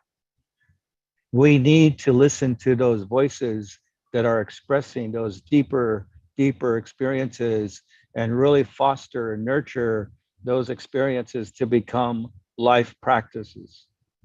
We have to nurture those experiences to be life practices. And what that means is we as practitioners, we have to collectively come together. We have to talk to each other. We have to inquire, how are you doing this? Where did you get this information from? How can I support what you are doing? How can I support your mission? How can I support your way of life? It's really important for us as practitioners to do that because humanity is making this shift.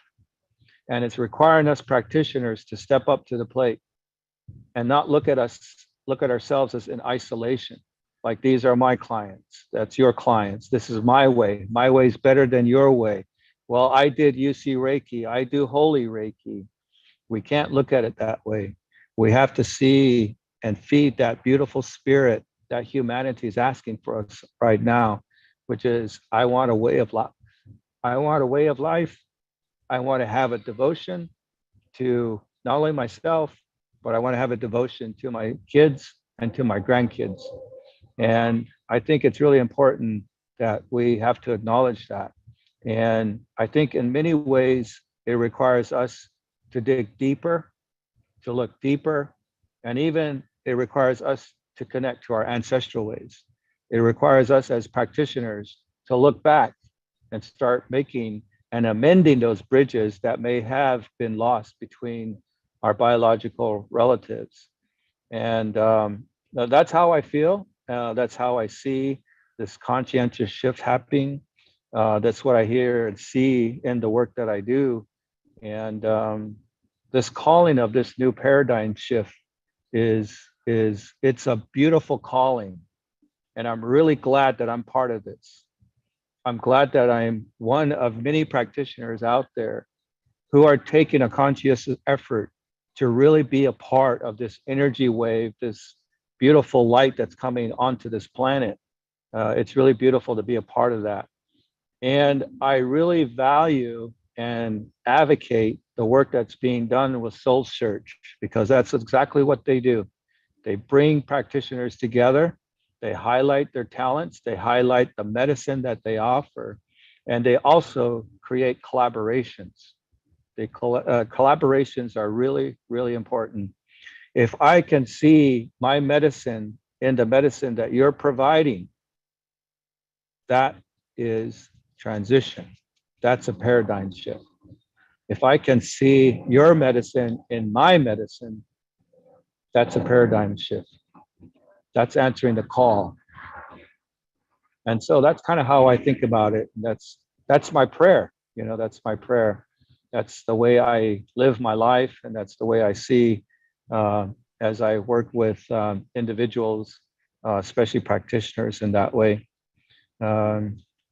So that's my thoughts. I I don't know if we're open to questions, but that's my thoughts. That's my way of life. And I'm really glad to be a part of this experience. And I'm really, really honored and happy to be a part of a collective of practitioners who are answering that call, who are stepping up to the plate.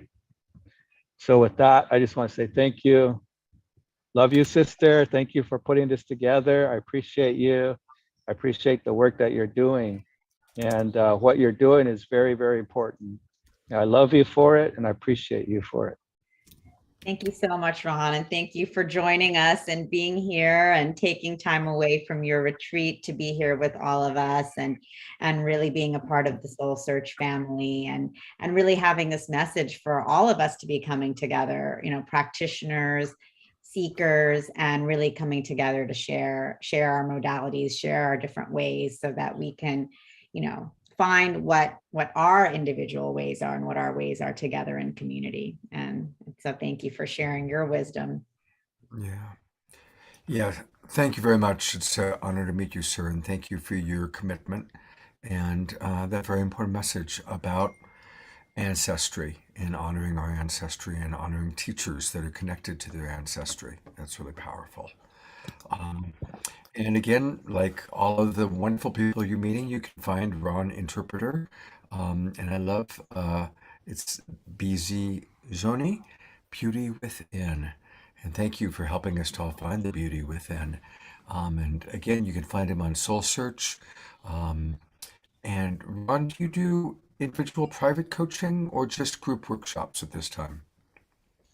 I do individual coaching as well. Individual one-on-one, small groups, and then also retreats. I also work with other practitioners to bring those shamanic elements into their retreats. Wonderful. Beautiful. Pleasure to meet you, sir. Thank you for taking the time out from your retreat to join us tonight. God bless you. Thank you, Ron. All right. Well, thank you, Tanjila. And for everybody, because we inserted Ron in because he was kind of, we will continue in the same order. I've adjusted the agenda accordingly, and you can just continue to reference the agenda to be reminded of your place in it. And with that, I'm going to turn it back over to you, Tanjila. Wonderful. Thanks so much, Scott. So I am really excited to be introducing my dear friend and co-collaborator here in Soul Search, Nicole Keating. And Nicole is a very powerful heart-centered healer, also based in Sedona. And her work is really special because she is a divine architect who really has this incredible connection to the etheric realms, to our spirit guides, the elementals, angels, Metatron, our galactic families, our star families. And she really is passionate about working with spiritual entrepreneurs and spiritual businesses to help us connect to all of the support that we have coming in at all times from the etheric realms so that we can step into our powerful purpose as spiritual entrepreneurs and as spiritual businesses, even more purposefully. So it's been such a wonderful honor and pleasure to be getting to know Nicole and working with her so closely, developing and growing Soul Search. She's brought so much passion, energy, and fantastic ideas to what we're doing. And also, I just love Nicole because she's just a lot of fun and she brings that energy of fun and creativity and spontaneity and playfulness to everything she does, which I think is so important and is so part of the new paradigm, you know, because we are getting away again from that old paradigm of everything has to be a struggle and everything is a slog and we just have to somehow get through it. You know, no, we can live our passion and purpose with fun and joy and creativity. So thank you, Nicole, for living that and being that and bringing that to us. Would love to hear what you have to say about co-creating a new paradigm. This is a topic you're so passionate about. I am, and thank you so much, Tanjila. It's so funny. You set me up so beautifully for what I wanted to start with, which was that fun is essential to your success in business now. Like, period. It is a fundamental piece now. Like Tanjila said, gone are the days when we have to struggle. And actually that is not working. That's part of what's really breaking down in our old paradigm is, you know, this attachment to the old way of doing things, this attachment to, remember like the whole hustle movement, like that is a one-way ticket to burnout. So I just love how you set me up. And also cornflower, yes, brother, like I was just like dancing and jamming. And it reminded me to share something that came through recently is an idea of, you know, when it comes to your life, like your life and your business are not separate. So when it comes to your life, like something that came through recently was this idea of multi-dimensional efficiency, like the new 80-20, right? So what are the things in your life that create like incredible results? So for me, one of those things is I live in Sedona. I'm super blessed. We have so many activities. Many of them are on SoulSearch. One of those for me is going to ecstatic dance on the Red Rocks. And I am always reminded when I start getting too busy and working too hard to do that, to bring that play and that joy into my life. And so that one happens to hit play, music, dance, movement. It's also social because after dance, then they have the hour where you get to talk to everyone. And what was funny was a couple of weeks ago, I went and I ended up connecting with 3 SoulSearch members that I needed to have business meetings with. So it was just like that. We're in a time where we need to integrate our lives and our businesses fully and create a multidimensional life and a multidimensional business. So what I wanted to talk about, just that was one piece. And I live by the motto, get curious, not furious. So what this really means is, you know, whenever anything's going on, whenever there's a challenge, or I like to change that word to opportunity. Like when I find myself saying that there's a problem or a challenge, I like to shift that. I consciously shift it to what is the opportunity. And that reminds me to get curious, and it reminds me to ask open-ended questions. And so this is what I do a lot with people around their business. So, you know, I go into, first of all, we were talking about co-creation and collaboration, and co-creation is not just with you and another, it's also with you and the energy and the realm. So when Tanjila and I work together on SoulSearch, and also everyone I collaborate with, which I'll get to later, there's many of you on this call, which is so cool. But we always start our meeting by tuning in to our guides and our angels and all the energies we want to bring in. And we basically bring up our consciousness and we bring ourselves up to another level. And when you get to co-create from that place, you're not just co-creating with another, you're co-creating with all that beautiful, magical energy as well. And what is created from that space is completely different. And so just wanted to share that as something that you can do for those of you that are listening in your life in small ways. And even you can utilize that energy to set an intention. Like I've recently been going through a release of my marriage, and that experience has been really, really powerful because we set the intention in the beginning to do that with love, kindness, and respect. And I'm calling it sacred divorce. So like the sacred contract is up, but the love carries on, and the respect and the connection and the beauty carries on. So these are principles that you can utilize when you're working with other people in your business, clients, anyone that you're interacting with on a regular basis. So I wanted to share, this has been a wild journey. I've been in Sedona for 2 years, and I feel like I've done many things. I'm a Gemini, Aquarius rising. I've always got my hand in different things. I've, had a podcast. I've learned a lot about marketing. I've learned a lot about speaking and communicating and coaching. And I've done a lot of these different pieces.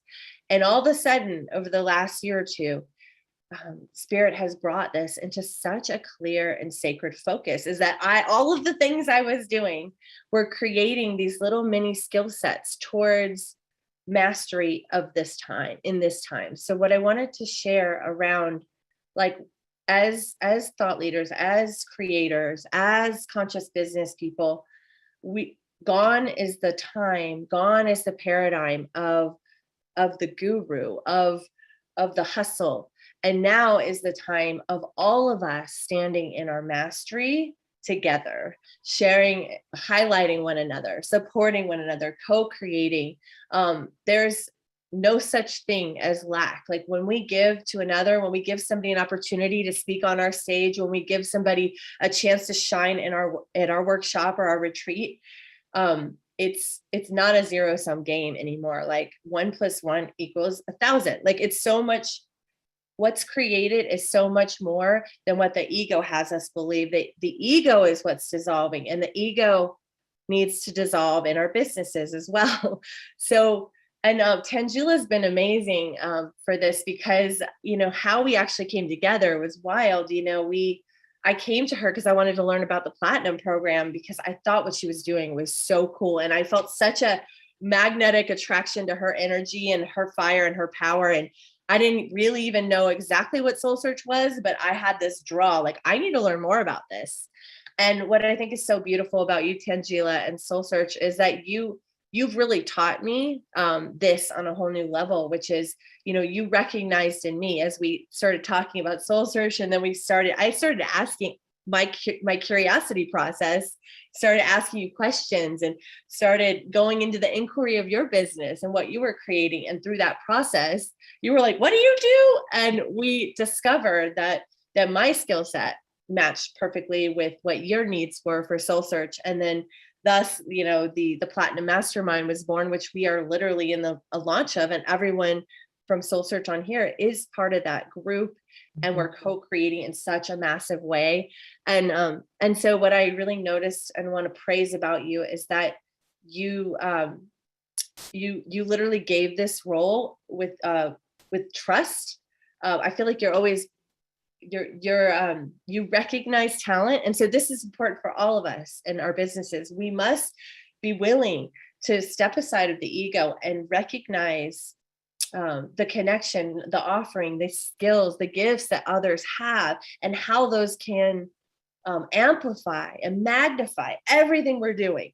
Gone are the days where we do everything ourselves, and you're an incredible delegator in that way. And I've learned a lot from you. And I had a major shift in my world, not even a few months ago, when I realized that everything I'm doing, like I had these boxes, I had SoulSearch and this book launch and this thing, and something shifted, and I realized everything can serve everything. That's also part of the new paradigm of co-creation and collaboration, is that gone are the days where this is in a box and this is over here, and we don't talk about that. Like literally everything is merging. Everything is starting to weave. I wrote down, we're weaving the light. We're weaving the light in our business. And so literally now at this moment, I just want to say that Lisa, Krista, Melissa, Tanjila, Ron, I hope I'm not leaving anyone out. Like all of these folks we're all in Platinum. We're collaborating on my Heaven on Earth event, like also in 11/11, and Krista and I are going to talk about that. But basically it's just that it's so exciting when we realize that we get to be all of who we are, and that having someone else shine their light right next to you does not dim your light at all. If anything, it really allows you to be fully expressed. So in the new paradigm in business, we are to be fully expressed and to be in our divine mastery, and to have all those weird little things that you don't know why you did that and why you learned that, they get to come together now to merge to create this beautiful, multifaceted, multidimensional rainbow prism of you fully expressed. And it is multidimensional. And that's what I'm really excited about is happening in business. And so that's really what I love to help people experience. And like, we're all going through, the old paradigms dying, and we're not exactly sure like what's going on with the economy and money.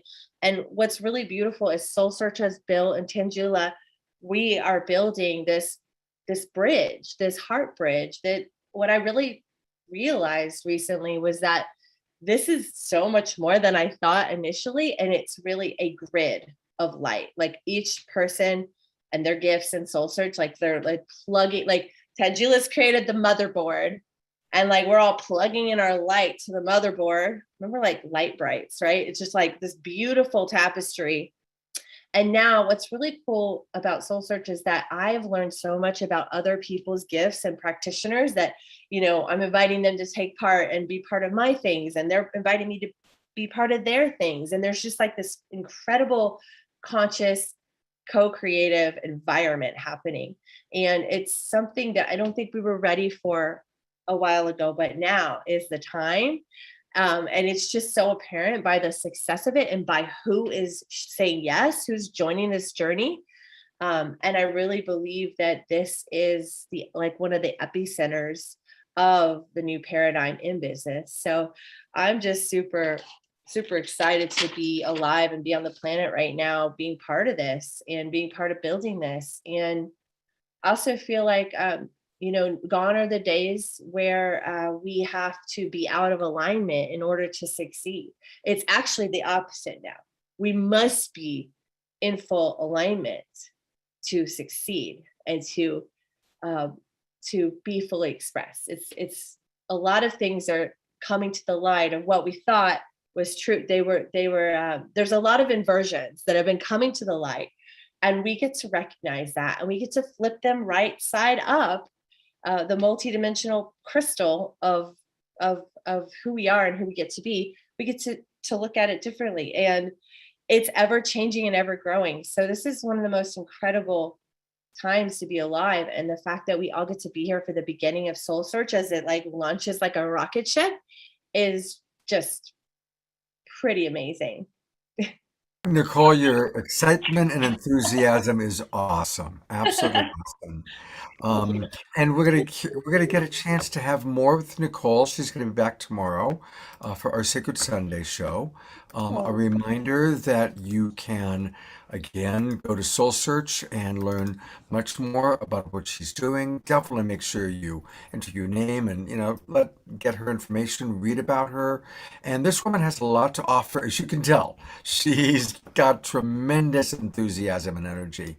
And I believe that Neil Gar wants to come on now because we're running a little bit late. Everybody's been going a little bit longer than we had planned.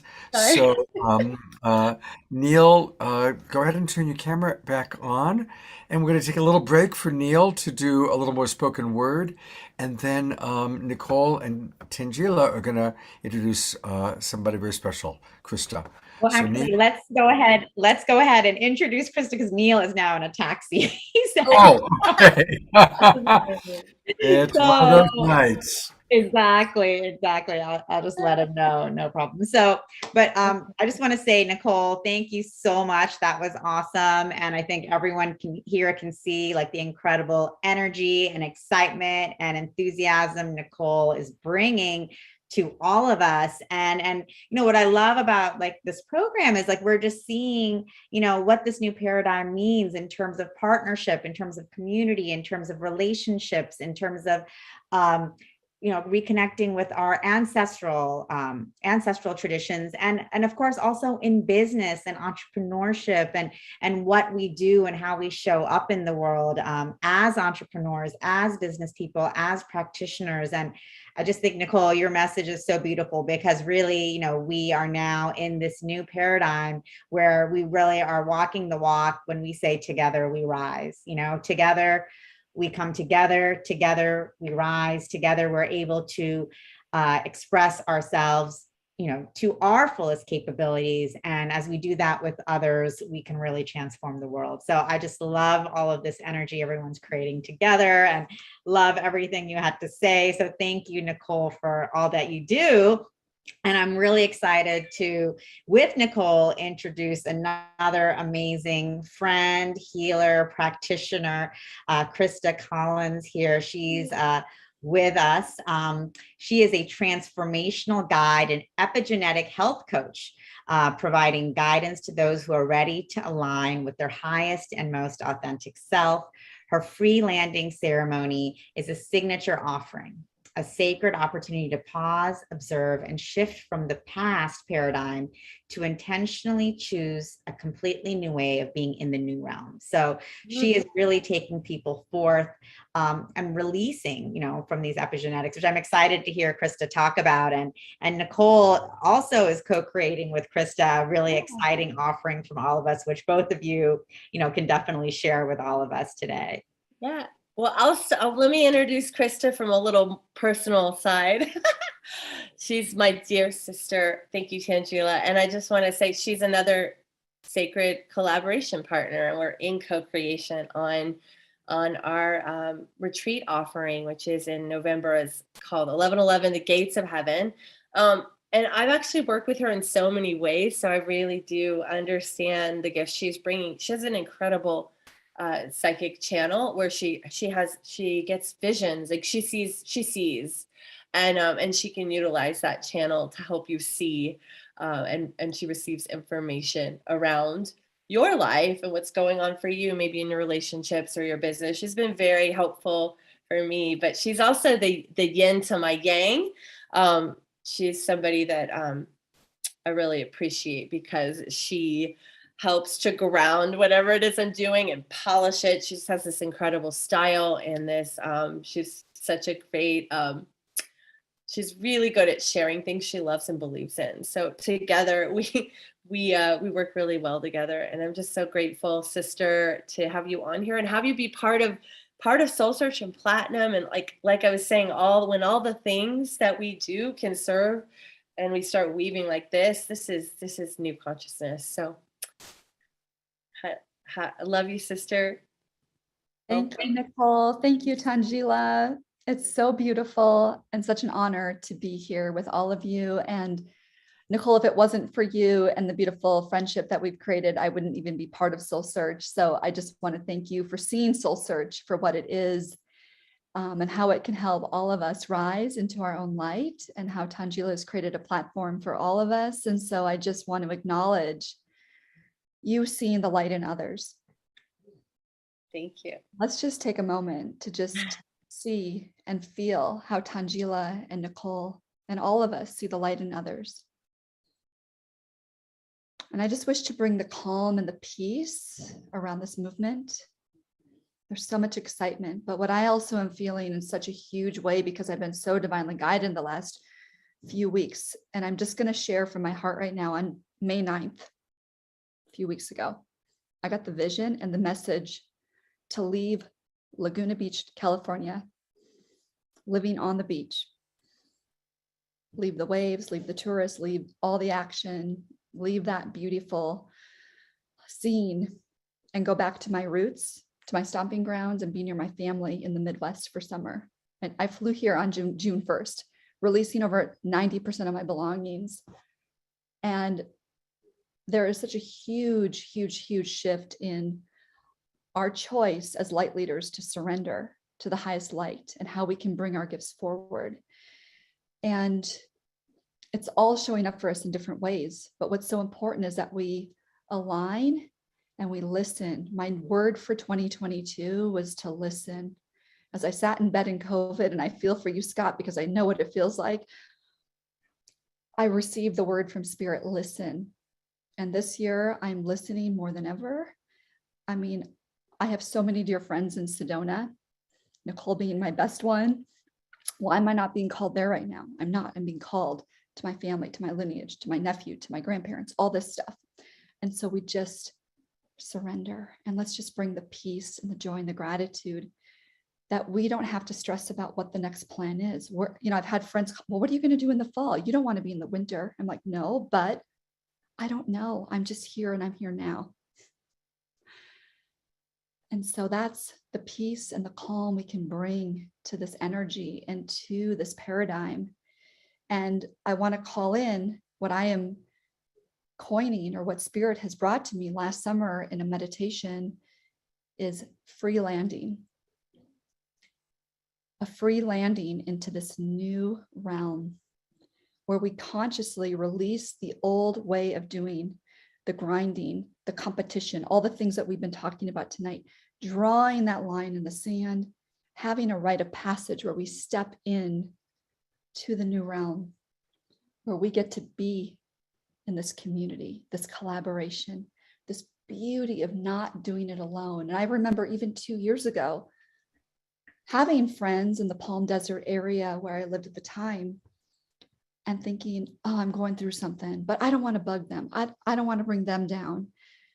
And I would stay in this state of depression for maybe 2 weeks before I could dig myself out little by little. And when I found Nicole in a community of people through an online platform, I started to realize that I didn't have to do it alone, and that no longer was I going into these deep valleys and coming back up, deep valley, going back up. Instead, because I was being held in this higher vibration, it was just like, I might have a bad day, I might have a couple bad hours, but I was staying in a higher state more frequently and not ever going back down and delving deep. And even when I made this decision to like leave all my belongings and give away all my stuff and go back to my family in a place that I thought I would never live again, it came with ease and grace. And yeah, the day I took off on the plane out of Orange County, I thought, what is happening? And I had my moments, but I popped out of it so fast because I knew it was a heart choice. So I just want to bring that. And one of the things that I know that I'm living is what actually Spirit has guided me to bring to this world, is to guide people to a free landing into this new paradigm. And so I provide a ceremony where you can guide, where I can guide you from releasing all the old and saying, I'm going to have a moment in time where I actually say, I have had it. I'm done. I'm ready to step into my authenticity and my true light and what I am here to do and be and to express in this world. And with that, there's been so much in my background, so much that I've studied over the last 20 years. You can read it on my SoulSearch profile. I love blending science and spirituality, and have taken a deep dive into epigenetics as a certified epigenetic health coach. I dove into that as a result of my own health issues, saying I do not want to subscribe to the medication. Why? What are the other answers? And when I realized that we each have this unique genetic blueprint that gives us our own divine plan for nutrition, exercise, how we live our lives, where we live, how we show up in our day. Do we ease into our day? Do we start our day with exercise? Do we do our exercise in the afternoon? All these things help support us to be in our highest light. And we have this incredible blueprint within us that's waiting to express. So as an epigenetic health coach, we can help somebody identify and understand what that is. So I'm so excited about bringing that to the world and allowing people to freely land in their world, in their peace, in their calm, and their guided way to be their full and true expression. So with that, check out my profile. I know that the beautiful Deborah has shared the link here, and I'm so grateful also to collaborate with Sister Nicole, an incredible event that we are co-producing that will be held in the Sedona area in November. And being able to navigate collaboration with a girlfriend where we have been able to move through our blocks and the things that come up for us because of the programming that we've been born into, that we've experienced with other women as we've done business over the last 20, 30 years, right, has been a complete opportunity for us to surrender to this new paradigm. So I'm happy to talk to Nicole about that for a moment if you wish to come on, Nicole, and just talk a little bit about how we've moved through some of those things that have come up. I mean, when we talked about producing an event together, it was so exciting. But then I remember thinking, we create an LLC, what do we do? I'm in California, you're in Arizona, I don't know. And it's like all the 3D like mind things that came through. Yeah. And we just brought it back to the heart. Mm-hmm. And I had a huge resistance to doing it in the old paradigm way and having to file all those things. I had a big lean out, and I remember we worked through it. We talked about it. So I feel like one of the new ways of collaboration is you agree, no matter what, to move through your stuff. like consciously and talk about it. And so we've had a few things come up, and we've been able to voice consciously to each other and move through it with love. And even like also even like excitement about one thing and versus doing something else. And then we would like lean into what was our highest excitement. So I think that's one of the principles of sacred collaboration, is making sure everybody's doing a role that feels good and serves their gifts, right, Krista?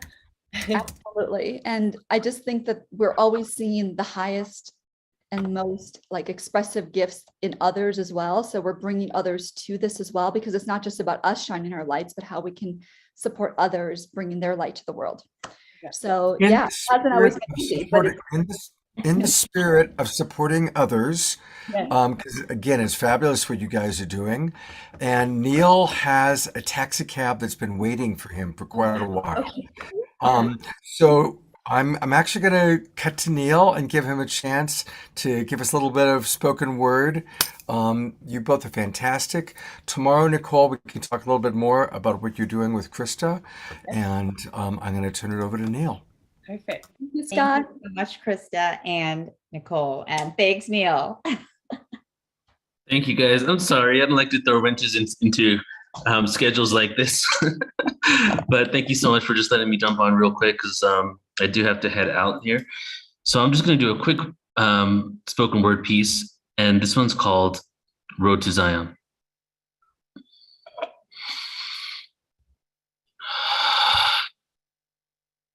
In this world of calamity, with organized piety making people drop to their knees, we be the free. People see right in front. Time for the peripheral, narrow-minded ignorance. Be the bigger man and see the benevolence. The interdimensional energy of love holds my truth above other dimensions. I'm the anti-level vacuum being sucked down with the pull of a black hole, recycled in this universe that shows acceptance. Knows acceptance by accepting the predicament that I am in. With all the government made me think I do is all I do is a sin. Straight fear-mongering. So I'll write with the pen and show a beginning to it, and just know we chose to be here. Tear perceptions of fear. And remember, Jah will be waiting there. It's time to believe in yourself, to forget monetary wealth, to concentrate on your health. I felt lost, stones pelt, body bloody, judgment by those who say they love me. But what does love mean within these lower frequencies of emotions?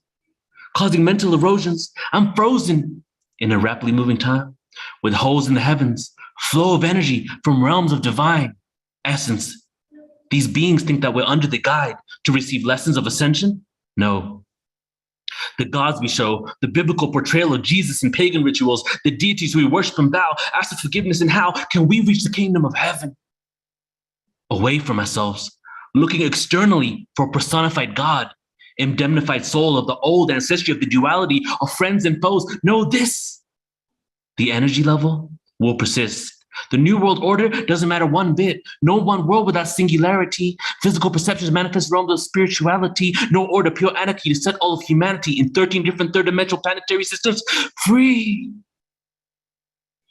So follow me, and we will all transcend and ascend to the fourth density. Thank you so much, everybody. Thank you so much, Neil. Thank you for the incredible work that you do with Portal to Ascension. You support so many artists and support so many of our luminary leaders, and you're an incredibly generous human being, and I'm just the greatest admiration for you. Thank you, brother. Same to you. Spoken word. Really Thank you, man. Thank you. If I could just tell everybody about one event that's coming up really quick. Please so do. we do have coming up on Tuesday is an event that's been a few years in the making. It's called Heal the Divide Online Conference. Heal the Divide Online Conference pretty much says it all there. It's a free event, portaltoascension.org under online events. We're going to be talking about from everything from the agenda of divide and conquer to tools and techniques to communicate with people you might ideologically disagree with. Interpersonal relationships, how to be at a place of centeredness and non-reaction when we have conversations with people that we don't really agree with or don't feel alignment with.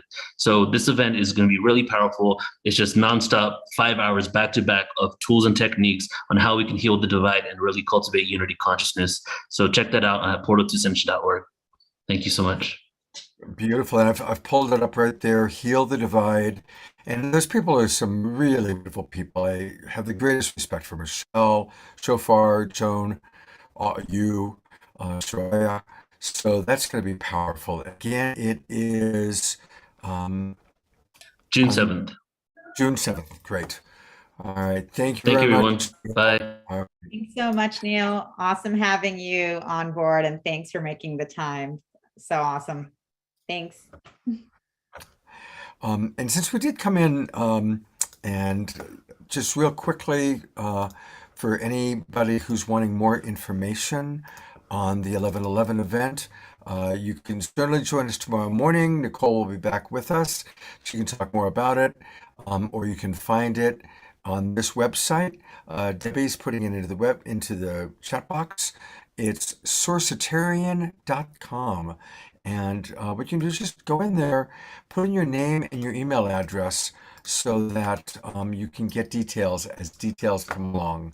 And Krista and Nicole, looks like a fantastic event you're putting on November 9th to the 11th. And that's going to be in person in Sedona. Perfect. Perfect. All right.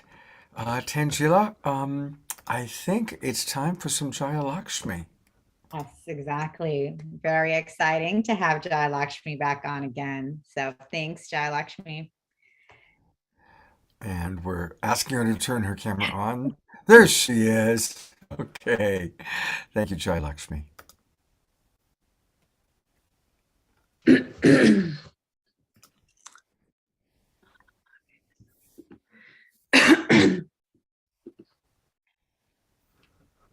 that all good now? All good. Okay. Spotlight's on you. Okay. Do you need a minute? Did we catch you by surprise?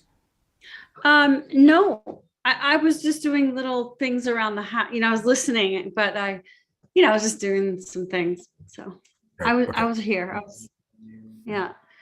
Okay.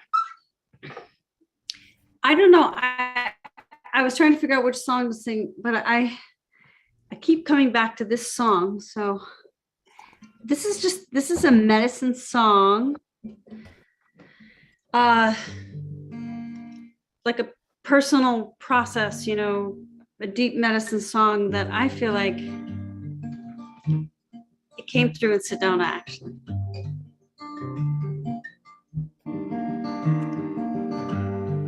That so many of us might go through this kind of thing.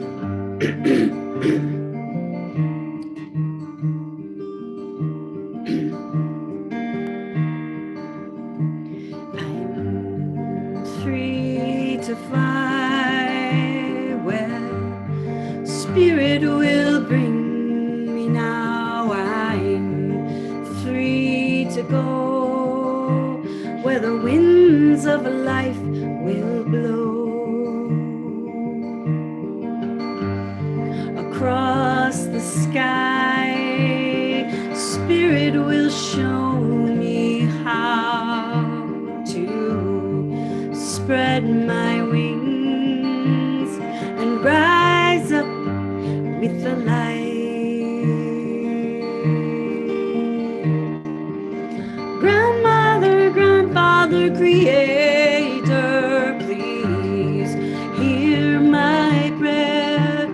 Eternal ancient wisdom, your essence is everywhere, guiding me on into the new, guiding me on to what is true.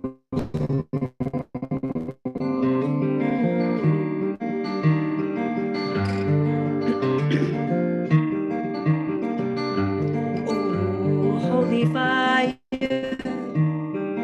show me what is real. My heart is burning. There's so much I feel. Illuminate my path. Carry me into the light of my love. Set me free. I forgive you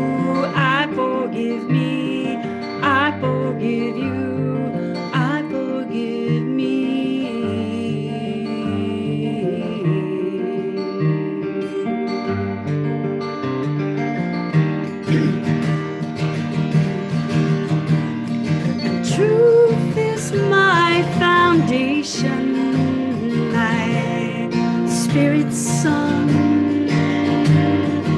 Love is the emanation, and my heart is strong, beating in time with the divine, beating in time with the divine, beating in time with the divine, beating in time with the divine cycles of life. Ay, ay, ay, ay, ay, ay, ay. Cycles of life. And the morning water is flowing in, washing over my soul, deep within, purifying, reuniting, making me whole again, healing my heart, healing my mind, healing my soul, making me whole again.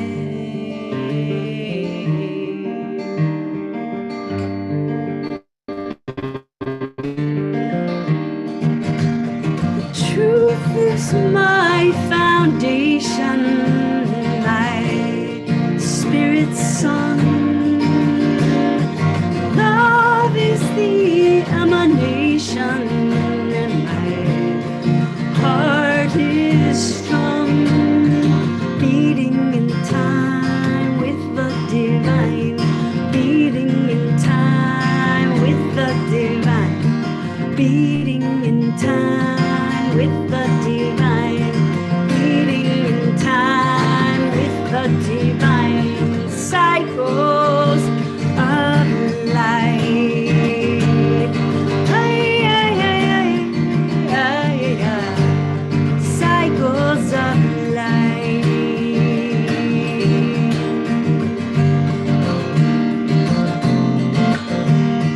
Hey, hey, I know, hey, away, away, away, away. Hey, hey, I know, hey, away, away, away, away. Hey, you wanna, hey, nay, you away, hey, you wanna, hey, you we know. Hey, you wanna, hey, nay, you away, hey, you wanna, hey, you we know. Hey, you wanna, hey, nay, you away, hey, you wanna, hey, you we know. Hey, you wanna, hey, nay, you away. Hey, nay, you away. Ay, ay, ay, ay. Ay, ay, ay,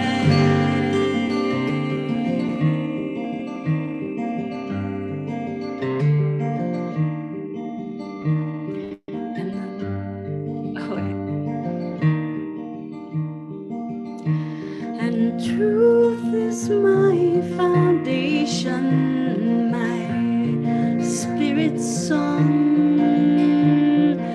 Love is the emanation, and my heart is strong.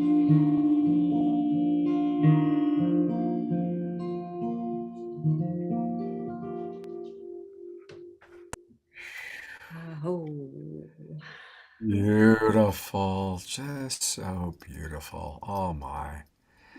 Thank you so much, Jaya Lakshmi. Wow. I'm going to bring on Tanjila, and just a reminder again, everybody, that you can find Jaya Lakshmi and all these wonderful people on SoulSearch. And Jaya Lakshmi has some really wonderful upcoming events and retreats, which I'll also go to, so we can just take a quick look at that. Here we go. I gotta stop and go back there again. There she is. Mount Shasta this weekend coming up at the Goddess at the G Fest. Yeah, G Fest. Yeah. Love G Fest. She does a great job putting that together. And then you've got the Red Rock Soul Journey on June 17th, the following weekend. 5 days. So wow, you're going from Mount Shasta to Sedona, then up to the Oregon Country Fair, Um, then to the Bhakti Love Festival in Weldon, California, and then a Goddess Empowerment in October in Sedona. So these are all things you can find at jayalakshmimusic.com/events. Thank you. Thank you so much for having me on. I feel really honored that you asked me, and I'm so excited for everything that you guys are doing and to be a part of it. Thank you. Thank It's you our so much blessing. for We joining love you. us. Beautiful. Thank you. Thank you, Jaya Lakshmi. God's blessings. And definitely, hopefully, you'll be back with us soon. Oh yeah. I'll do some Kirtronica. Oh, that sounds great. We would love that. We'd love that.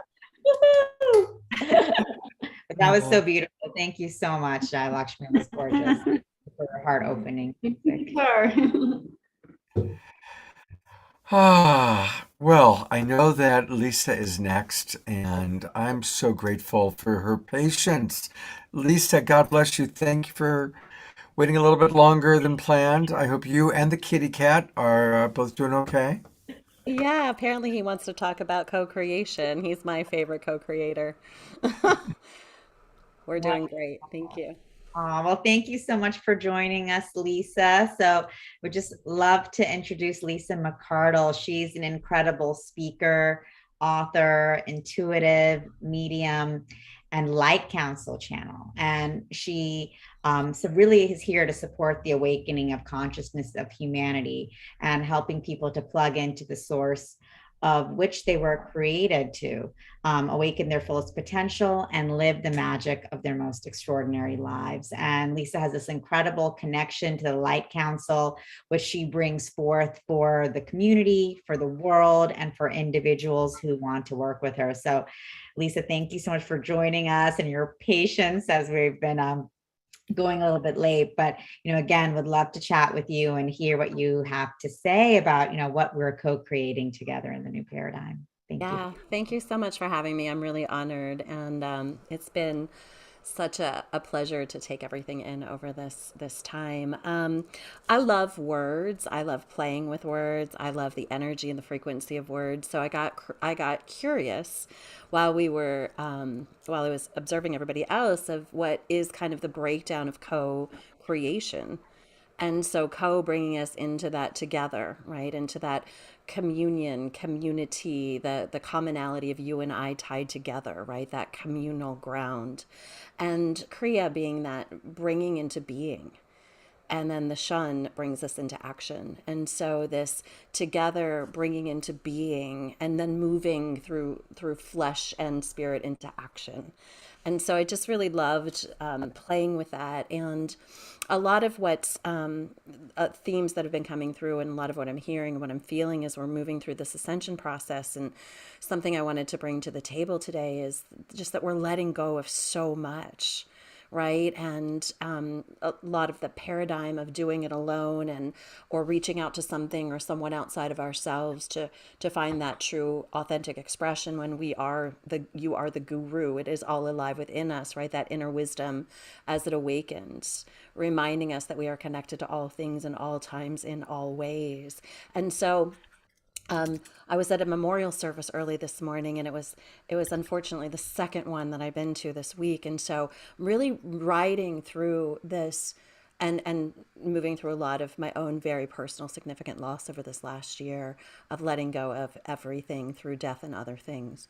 And just this level of grief that's coming through as the 3D is collapsing, right? As this paradigm is crumbling. And we're letting go of so much, and we're letting go of the illusions of separation. We're letting go of people. We're letting go of relationships because of this beautiful yet challenging karmic completion, right? We don't have to play and create in karma anymore, because now we allow that room for the magnetization of our soul family, of our divine collaborators, our divine co-creators, right? If we stop all this density as it collapses, but the levels of grief that we're going through, people are letting go of their things and business models and where they live and how they live and the belief systems associated to it. So just really want to speak to, this ascension it's my guides have been telling me for a decade, they're like, this is the hardest thing you will ever do. It's the hardest thing you will ever do. And we promise you it'll be worth it. Right? We promise you it'll be worth it. And so here we are. And I thought, I was like, okay, I'm ready for that. But I had no idea how ready we were going to have to be, because here we are now in this really amazing, dynamic, and incredibly challenging time. Right? And so when we move back into this, this depths of grief that we're going through too, it's this remembrance coming on board that we ever lived an illusion of separation at all, right? And so really, really wanting to optimize, like I feel the best way for us to come into collaboration and co-creation is to honor that every path of this journey is not easy, and that none of us are doing this alone. So we can talk about co-creation, about how we're going to come together and we're going to birth a new earth, but let's also come together in the parts that are really uncomfortable, right? And say, I see you, sister. I see you, brother. I know this is hard. And I got you. I got you because I am you. Because your loss is my loss and your forgetting was my forgetting. And when we stand together in the remembrance, we get to rise together. And that's the only way we're going to birth this new earth. And this message came through as I'm playing through so much dynamics of the divine feminine and divine masculine awakening, and how this connection to all things, right? How we have to be in co-creation with everything that exists, with my cat in this moment, right? I've been here for 3 hours and all of a sudden my cat's like, hey mama, let's go create, right? Because there is no limitation to any of it. And so I want to tie us together. I want to tie humanity together through the beauty that we're creating, and also through the remembrance that this is hard. And it is to our bones. Many of us have done this for many lifetimes, and some are bringing that star seed energy fresh and new just to help with the situation at hand. But none of us are doing this alone. So the message that was coming through as well, it's that when you need support, my go-to right now is to say, how can I best support you? Right? To like activate that co-creation. It's like, when I'm in my greatest need, may I reach to you to see what it is that you need. Because when we're in the wholeness of this true evolution of humanity that we're in, and we realize that there is not one experience that I am having that you and we, right? It is the we. That connection and that kind of co-creation, that kind of unification, that kind of locking arms, that kind of walking each other home into the remembrance is our greatest power. And it might mean I'm going to sit in front of you and weep, and I'm going to listen to you howl like the Wailing Wall. And then we'll get up and we'll dance and we'll celebrate and we'll do some more, right? So what's coming through is passion, and being like stripped to my knees this last year and still having to give over more. And I'm like, okay, universe, take me where you want me to be. Show me what it is you want me to know. Put me in front of the people who I need to stand in front of, and give me all of this so I might be a greater teacher, a greater expression, a greater, love of humanity. Here we are. So co-creation for me is being fearless and powerful, to stand in the face of all of this craziness, and to know that none of us are doing this alone, that we all raised our hands to come down here for this most powerful time that has ever existed in planet Earth's history, galactic or otherwise. Like, here we are doing this thing. So from my heart to yours, I am here to lock arms in all the ways, through the beauty and through the grace, through the fun and through the pain. And how may I best support you? Yeah, that's me. Thank you. Oh.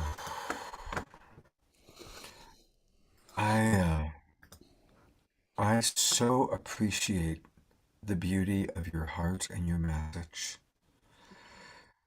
because it takes courage to acknowledge that life is messy and life is hard, and to live it and to acknowledge it and to make yourself available to those who are also going through that hard time. Thank you. Yeah. Thank you. I'm here for it all. We're here to do it all, aren't we? Absolutely. Here's your co-collaborator, Tanjila, as well. Yes, thank you so much, Lisa. That was so beautiful. And what a beautiful message, to say that, to acknowledge the extremely hard times and difficult times and letting go and losses that are a part of our existence, and acknowledging that, and then being of support is so much a part of what we are doing and we're creating together. So thank you for just bringing that forth so beautifully. Thank you. Yeah. It's my pleasure. And once again, Lisa can be found on SoulSearch. And I love your title here, Lisa, Chief Evolution Officer at Inner Wisdom Awakening.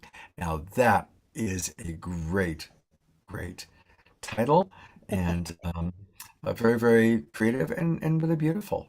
And you're in Carmel Valley? I am for this moment. Okay. One of the many changes. We'll see where I land in a few weeks, right? Yeah. Oh, okay. Yep. Yeah, I know Carmel Valley and I have Nice. friends there. It's special. It's really And are you primarily doing Zoom support sessions with people? Yeah, I'm doing a lot of things, and I'm also like every other part of my life in a big transition with my business. So, um, I I do have a monthly membership, a soul powered portal where I do a lot of direct channeling and activations for my group members. I do one-on-one sessions, and I'm also really moving into more group programs and retreats. So more coming. I'm finishing a book right now that I've been writing for the last 2 years, and it's just in the wrap up phase. So that's where my main focus is right now, and it's a guide to walking us all home. Let's do this. Beautiful. Beautiful. Well, thank you. And definitely what a blessing to meet you, Tanjila. Every single person you brought on tonight has just been wonderful. Really, really, really, really Oh, I mean, special. every single person is just incredible, so special, so beautiful in their message, their sharing, their vibration, their gifts. And this is what we're all co-creating together, here at Soul Search. And we're doing this together because we're bringing in all of these wonderful healers, teachers, guides, speakers, creators, practitioners, and us coming together, we can so powerfully continue to bring our gifts and our messages out to the world, and create new amplified messages of hope. Like I'm just seeing here in the comments, Carolyn is saying, I'm feeling so uplifted and hopeful tonight. I'm in the midst of a crisis, and this evening's show is really raising my vibration. And thank you, Carolyn, for that. And, I so appreciate that. And I'm so happy to hear that that's what this is doing, because that's what this is doing for me as well, and for all of us here. And we're co-creating this together. And that's really what this new paradigm is all about, and what everyone has been talking about today, and why you see this group has come together for Soul Search. But our mission is to continue growing our family and our community, so we can keep bringing our gifts out into the world and continue co-creating and collaborating together, and raising the vibration. So we turn from a world of chaos and fear and loneliness and trepidation to one of hope and love and grace and joy and ease.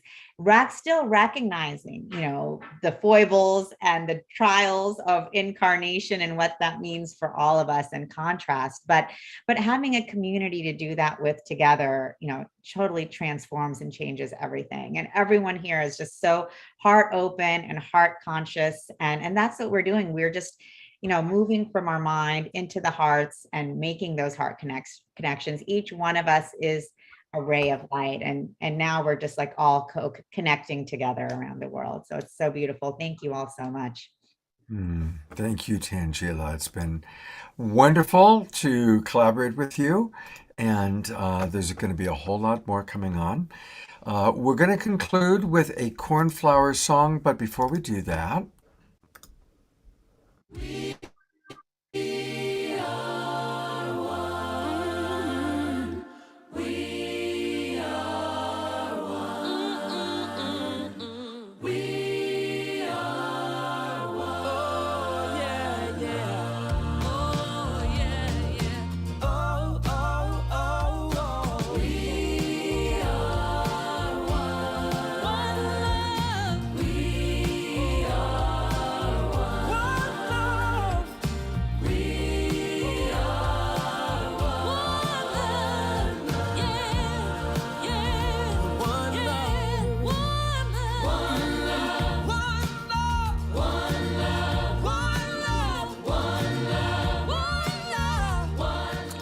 We really are one love. And that's been the ongoing message tonight and almost every show that we do.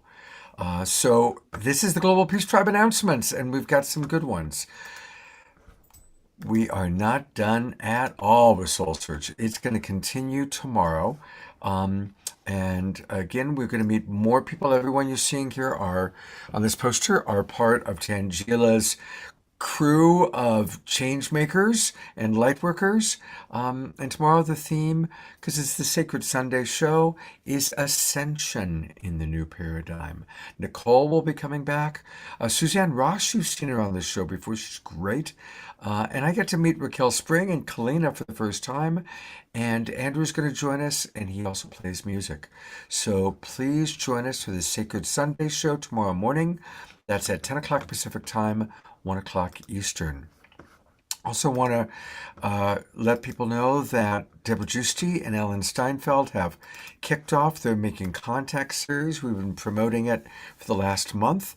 And even though it started, you can still register and get the replays for the previous shows. And there's still 4 live shows coming up. So go to makingcontactseries.com, makingcontactseries.com. They've got really the top old guard, as well as some of the new guard of leaders and wisdom keepers as it relates to our galactic family. And disclosure is happening. You know, I've been in the UFO field for a long time, and it's almost shocking to me that people are talking more about the fact that the government has said, yes, there are objects in the sky, they're not from this planet. How come that's not on the front page of the New York Times? Why is Amber Heard and Johnny Depp getting more attention than that? It'd be a crazy world. But Thursday night's Making Contact series is happening, and I really want to encourage you all to go there. Speaking of where to go, let's go next to next week. Next week is going to be a really wonderful show. It's called Authors That We Love. And again, here's the poster for it. And we've got some really wonderful people lined up. We've got Matt Kahn, who's going to be with us live all Friday night. It's going to be a deep drop-in with Matt Kahn. And then we've got a wonderful musical artist, John Aston, who's going to join us. And then on Saturday and Sunday, Kristen Hoffman will be my co-host. And I love co-hosting with her. And we've got Jay Uttal, Andrew Harvey, Carolyn Meese, Catherine Woodward Thomas, Jonathan Robinson, Fanny and Vigari, Omashar, and more. It's going to be a really wonderful weekend, combining music with meeting some of the absolute favorite authors that we love. So join us next Friday night, Saturday night, and Sunday night. And then finally, a reminder, if you haven't already, for heaven's sakes, if you haven't already, you got to register for Soul Search, because obviously we all want to be a part of this incredible community that is certainly going to be a huge part of Global Peace Tribe, and Global Peace Tribe is going to be a big part of Soul Search, and we all are coming together to spread our wings, increase our ability to support each other. So again, it's at soulsearch.io. Soulsearch.io is where you begin. So I'm going to bring my co-host and collaborator, Tanjila, back up. Are you ready for some cornflower? Yes, I can't wait. I'm so excited, and we're so blessed to have him end the show. And I just want to say thank you to all of you who have joined us today in co-creating this beautiful night and this beautiful weekend. And I'm sure Nicole is going to do an amazing job tomorrow. Unfortunately, I will not be able to be part of the whole show. I will pop in, but Deva and I actually just flew into San Diego today because we will be at the Psychic and Healing Fair here. So if any of you are local to San Diego, please stop by tomorrow to say hello to us and meet in person. And, and of course, please come in and join our community at soulsearch.io. We're all on there. Everyone you see is on there. And it's a great way for us just to continue the conversations that we've started here and continue building together. So thank you. Beautiful. All right. It is time for Cornflower. There he is. Hey, brother. Hey, it's good to be back. It's good to welcome back. How's the show been for you tonight? You guys are awesome. All of you are just bringing so much heart and really dropping in to your body and being authentic and speaking from that place. And I think everybody could learn from that. So everyone's being a perfect example of a human in the Earth School, fully embodied. So thank you all for showing up 100%. 144,000% or whatever you want. Beautifully stated. Beautifully stated. Yeah, so I've got this next song is called Sipapu, which is the name Sipapu actually comes from the Hopi, and the word is used as the center of their inipi, their sweat lodge. But the deeper meaning is they're in their story that they walked through the Sipapu between ages of experience on this earth, and I believe the Sipapu is the heart. So that's what the song is based on, and it's one of my favorites, so thought I'd drop that one tonight. So here we go.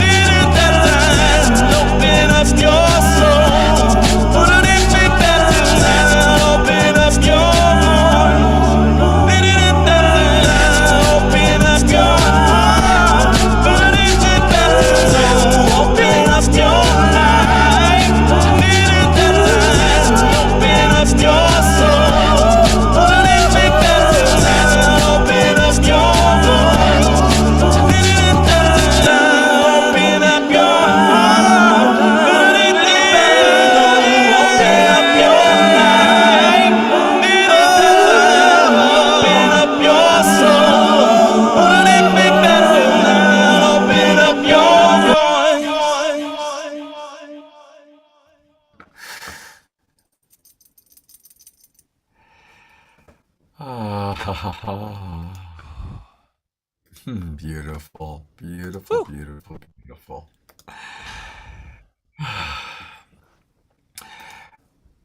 The question from the audience, what's the name of that song again? Sipapu, Sipapu.